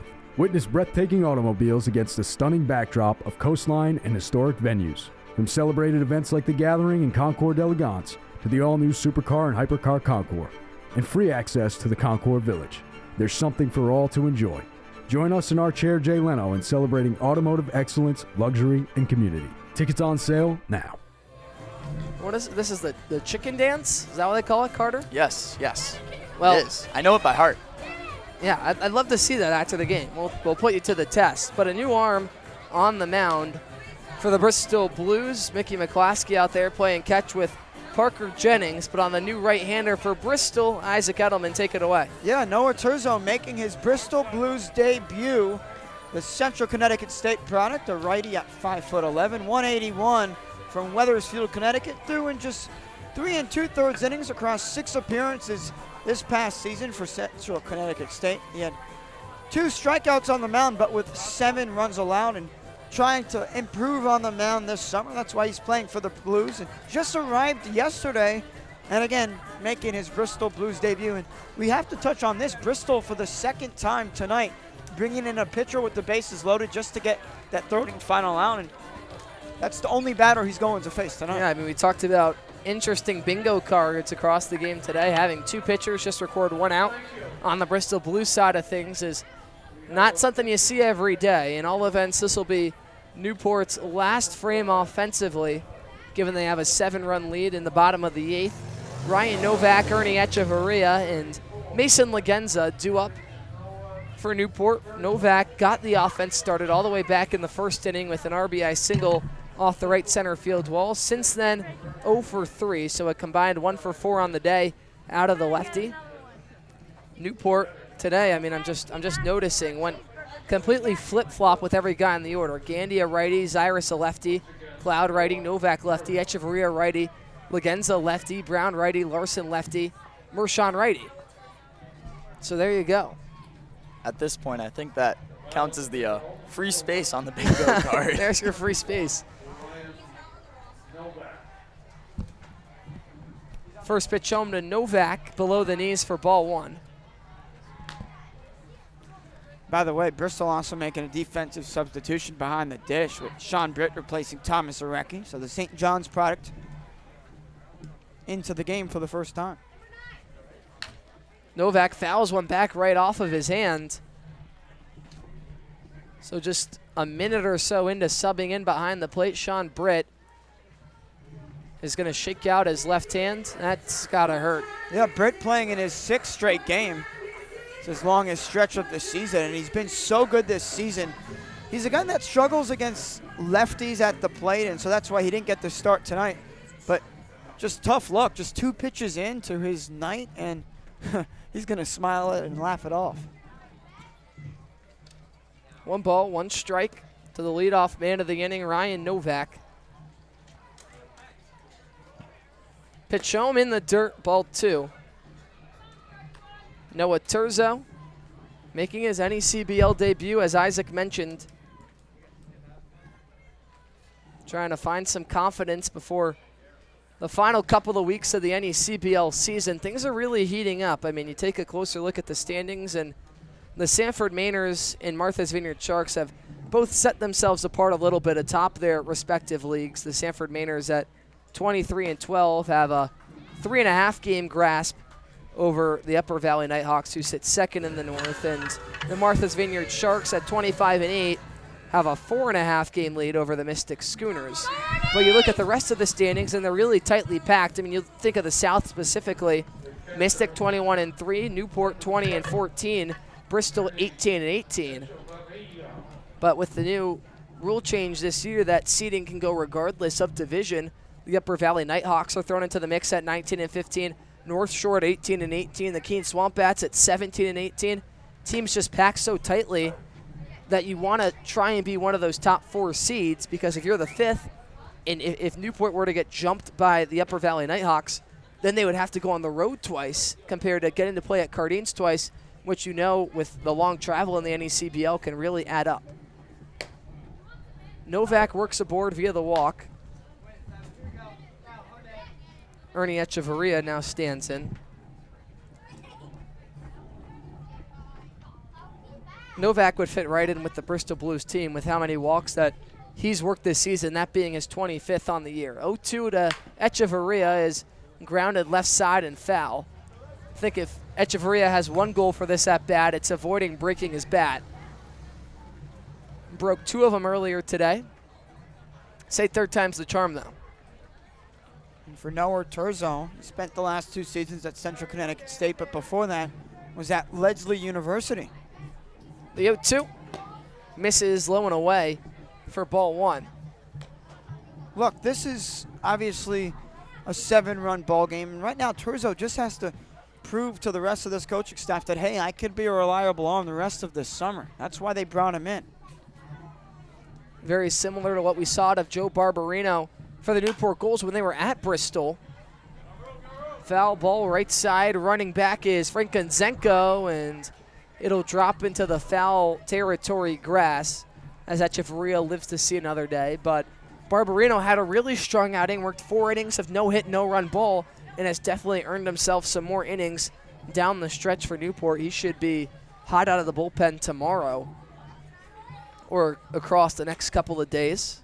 By the way, it's late in the game, but I don't really like that play from Nick Frankozenko. It's always easier running in than running back, and Mason Brennan was there.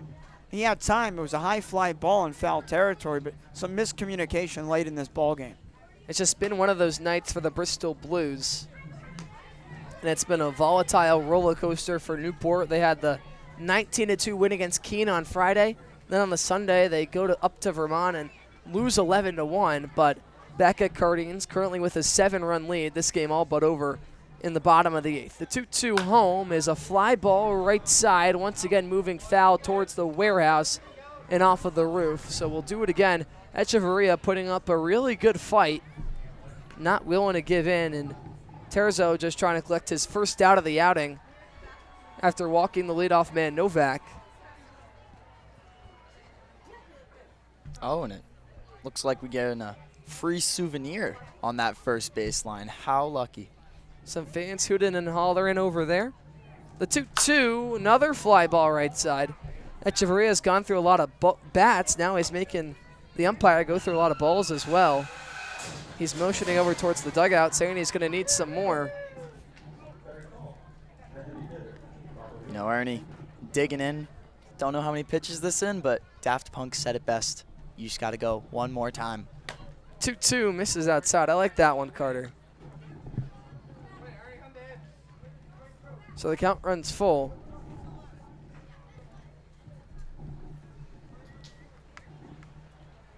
Words of the Doobie Brothers will do it again. 3-2. Soft lifter into shallow center field and down for a base hit. Got stuck between line drive and lifted. Ended on lifter. I don't know if that's a term at all, but Ernie Echeverria plops it down in front of Antonio Ducatelli in center field for his second hit of the ball game. And Newport with 2 runners on and no men out, looking to reach double digits with Mason Lagenza at the plate. What a good fight from Ernie, that whole at-bat. Just not giving up, waiting for the right pitch, staying alive. Very commendable stuff. Pitch home to Lagenza, a line drive the other way, down for a base hit. Novak held at third. So station to station go the goalies, back-to-back base knocks. Loads them with no outs in the bottom of the 8th. Look, this game is far from over. No outs in the bottom of the 8th of a 7-run ball game. And guess what? The Gulls back on the doorstep with the bases loaded, no outs, and Terzo has yet to record an out in his Bristol Blues career. A young career indeed, but he's just got the tack on outs, and right now the Gulls seeing the ball and hitting it so well. A very welcome to the NECBL moment for Terzo out there. We'll see if he can work out of the jam. Cade Brown trying to collect his first hit of the ball game. Obviously not an easy team to have to make your NECBL debut against. The Newport Gulls towards the top of the league in batting average, on base, and slugging. Only team in the NECBL with an above 400 slugging at that. The 0-1 misses low and away. 1 ball, 1 strike. Newport also entered today with 100 extra base hits. They've already now eclipsed 99 extra base hits. They've already eclipsed the triple-digit mark. Isaac mentioned the 35 home runs earlier. Cade Brown grounds it up the middle. Could be 2. Flores Romatzik thrown over to first. Frankozenko wraps it in for 2 outs, but a run does come across to score on Ryan Novak. So a double-digit performance from the Newport Gulls offense. It's been an all-around strong effort. The pitching has allowed just the 2 runs, and the hitting has added more than enough support to turn this into a blowout of a ball game.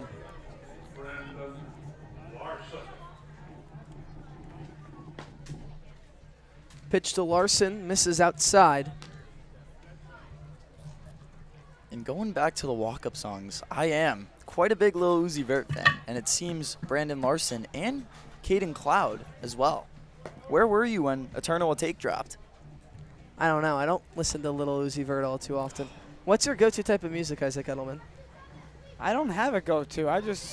My Spotify suggests me music, and I go with what they suggest me. It is a mix of pop and rap, though. He's relying on the AI. Is that what Spotify uses? I don't know. Do you think there's a guy that's curating your music for you, Isaac? No, it's a system. Mr. Spotify is like, what should I give Isaac today? The 3-0. In there for strike one. By the way, Noah Turnzo, a returner to the Bristol Blues, played in 3 games last summer across 4 1/3 innings, had a 4.15 ERA in those games. The 3-1, Larson swinging downstairs, bit the top of his bat after that swing. Haven't seen that all season. The bingo card just continues to check box after box. 3 balls, 2 strikes, 2 outs. Pitch home to Larson, a breaking ball, fly ball the other way, moving over is Balser and making the catch for out number 3. Could have been extra bases, but Newport at this point doesn't really need them. A 10-2 lead, 3 outs away from getting back into the win column. Colby Wallace headed back out there to try and put an end on things from any CBL Plus.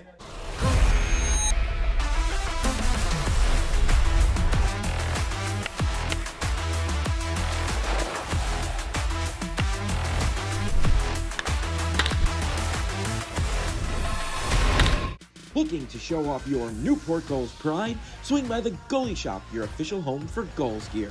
From t-shirts and hoodies to hats and limited edition merch, we've got everything you need to rep Newport in style. Located right inside historic Cardines Field, or shop online anytime at newportgulls.com and click on the Goalie Shop. Don't miss out, grab your gear today and join the best fans in summer baseball. The Goalie Shop, where Gulls fans gear up.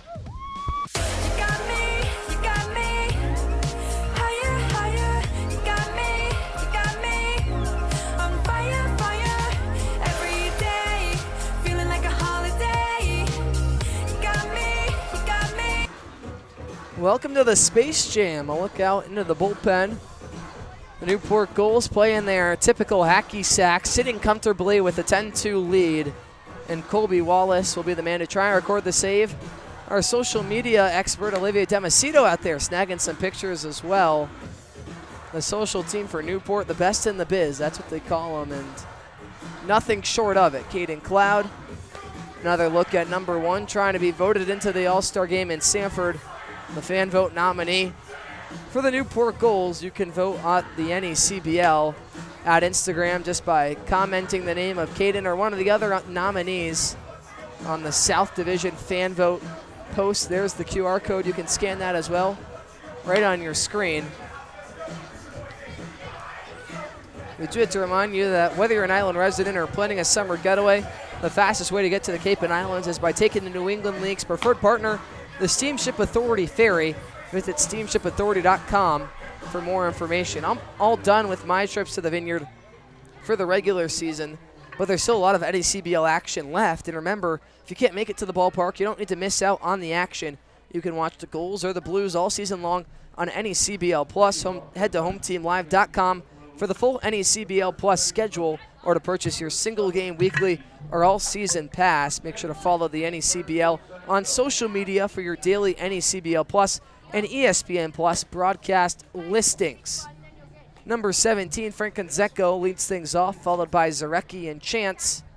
Colby Wallace out there for his second inning of work. The first pitch a ball and second pitch a ball as well.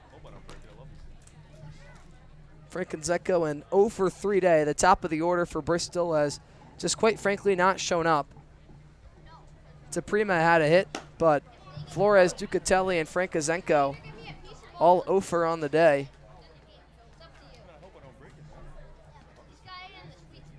Two balls, 1 strike. A wave and a whiff at the fastball up in the zone for strike 2. 2 balls, 2 strikes, no outs. Wallace trying to set down the leadoff man. Pitch out. Breaking ball, got him swinging. strike 3.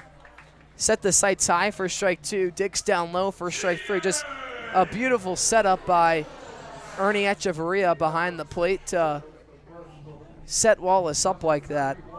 And now Sean Britt, who was a defensive substitution, will get his first at bat of the ball game. Yeah, Britt's been tearing it up at the plate, especially against righties as of recently. He has hits in 5 of his last 6 games, and he has 4 hits and 4 ribbies over his last 3. Had the game-tying single when Newport was last at Muzzy Field. First pitch home from Wallace is a ball outside. Had a 2 RBI single last night against the Sharks and reached base all 4 times Saturday night at North Shore.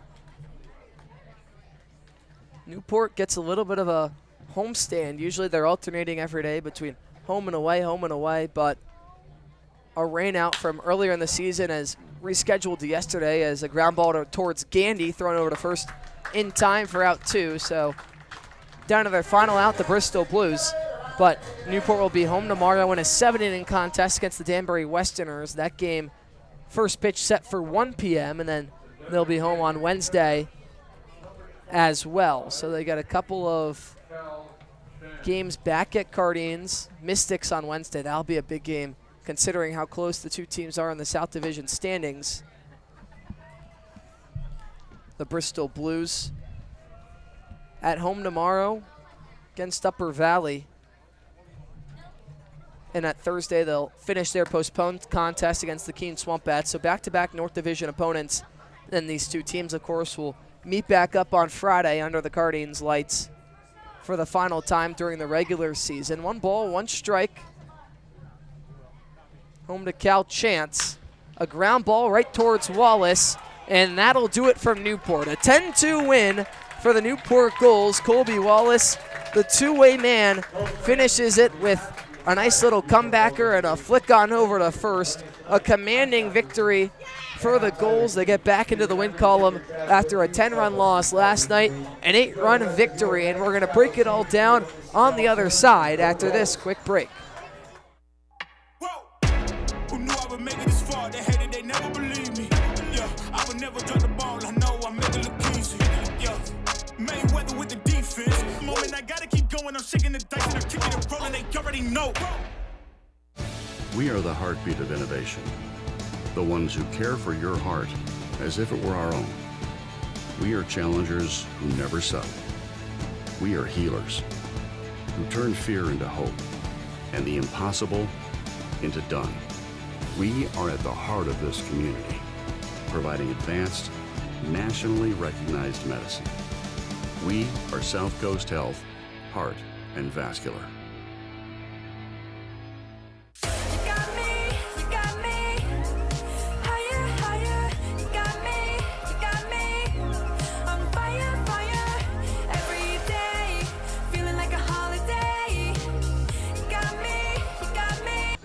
Well, the Gulls get it done. 10-2, your final score. Out hit the Bristol Blues 11-4, but poor fielding seemed to be the name of the game tonight. 7 total errors, 4 of them on the Bristol side, and they just proved to be a little bit more costly. It drops the Bristol Blues back below 500, 18-19 on the season. The Newport Gulls climbed to 21-14-1. Trying to keep pace with the Mystic Schooners. That crucial matchup on Wednesday night, that'll definitely have some postseason implications. But Isaac, I'll start with you. The Bristol Blues, with maybe the best win of the season last night against the Martha's Vineyard Sharks, fall back down to earth here tonight, but they're back at home tomorrow against the Upper Valley Nighthawks, a team that's been tearing it up as of late. How do they go about getting back into the win column?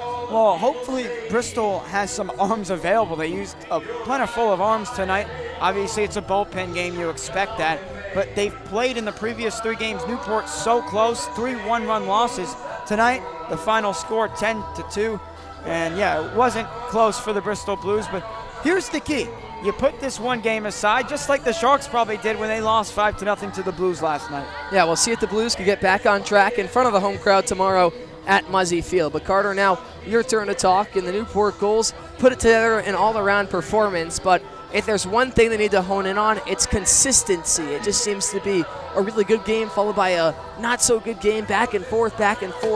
But down the stretch, you need to be performing night in and night out. How can the Gulls go about getting that done tomorrow when they welcome the Danbury Westerners? I think it's a lot of mentality. You got to be able to think NATO. You're not attached to the outcome. So whatever happened the last at-bat, the last play, you made an error, maybe you pop out, you didn't barrel it right. You just got to be able to get your head back into it and focus ahead, because that's really what it is now. It's full steam ahead to the playoffs, and then it's full steam ahead to the championship from here. Well, as the song says, that's life. That's baseball. A 10-2 contest. Today's final score in favor of the Newport Gulls. Another look at Caden Cloud. You can go vote for him or any of the All-Star fan voting nominees on the NECBL Instagram. Before we say so long and good night, a couple of thank yous. First to the media team, Adelina, Olivia, Veronica, Michael, and Tyler, the best in the biz. Thank you for all you guys do. The broadcast operations team, Matt Clements, Matt Benestad, Ethan Poole, Joe Dupuis running graphics, Circa Lewis, our producer and director. Mikey Basile and Tom Lima, a shout out to you two as always. Up here in the booth, Isaac Edelman, an honor to have you here at Newport. We'll see you later in the week. Carter Holubesco and myself, Harry Tidwell, will be right back in the booth with you tomorrow when the Danbury Westerners come to town. First pitch set for 1 p.m. on NECBL+. 10-2, our final score. We thank you for tuning in to this New England Collegiate League Baseball League presentation. Have a nice night, everybody.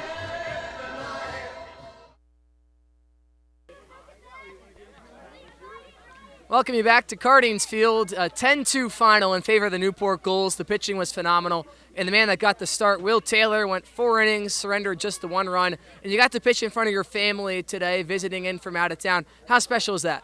Yeah, I mean, it was a really cool experience. It's good to have them here, good to have them behind me. And I'm glad they can make it out to watch me pitch. Named the All-Star Game starter for the South Division just yesterday. And you continue to show you're one of the best arms in the entire NECBL here tonight. This summer has just been so big for you in terms of finding your rhythm. Where have you found success? I mean, it's been an awesome summer altogether. Just the opportunity to come in here, get to start, and this All-Star Game opportunity. I'm super thankful for it, and yeah, it's just been an amazing summer. Well, congratulations on the big win, and go get them on Sunday, Will. 10-2, our final from Cardines Field. I'm Harry Tidwell saying so long and good night, Newport.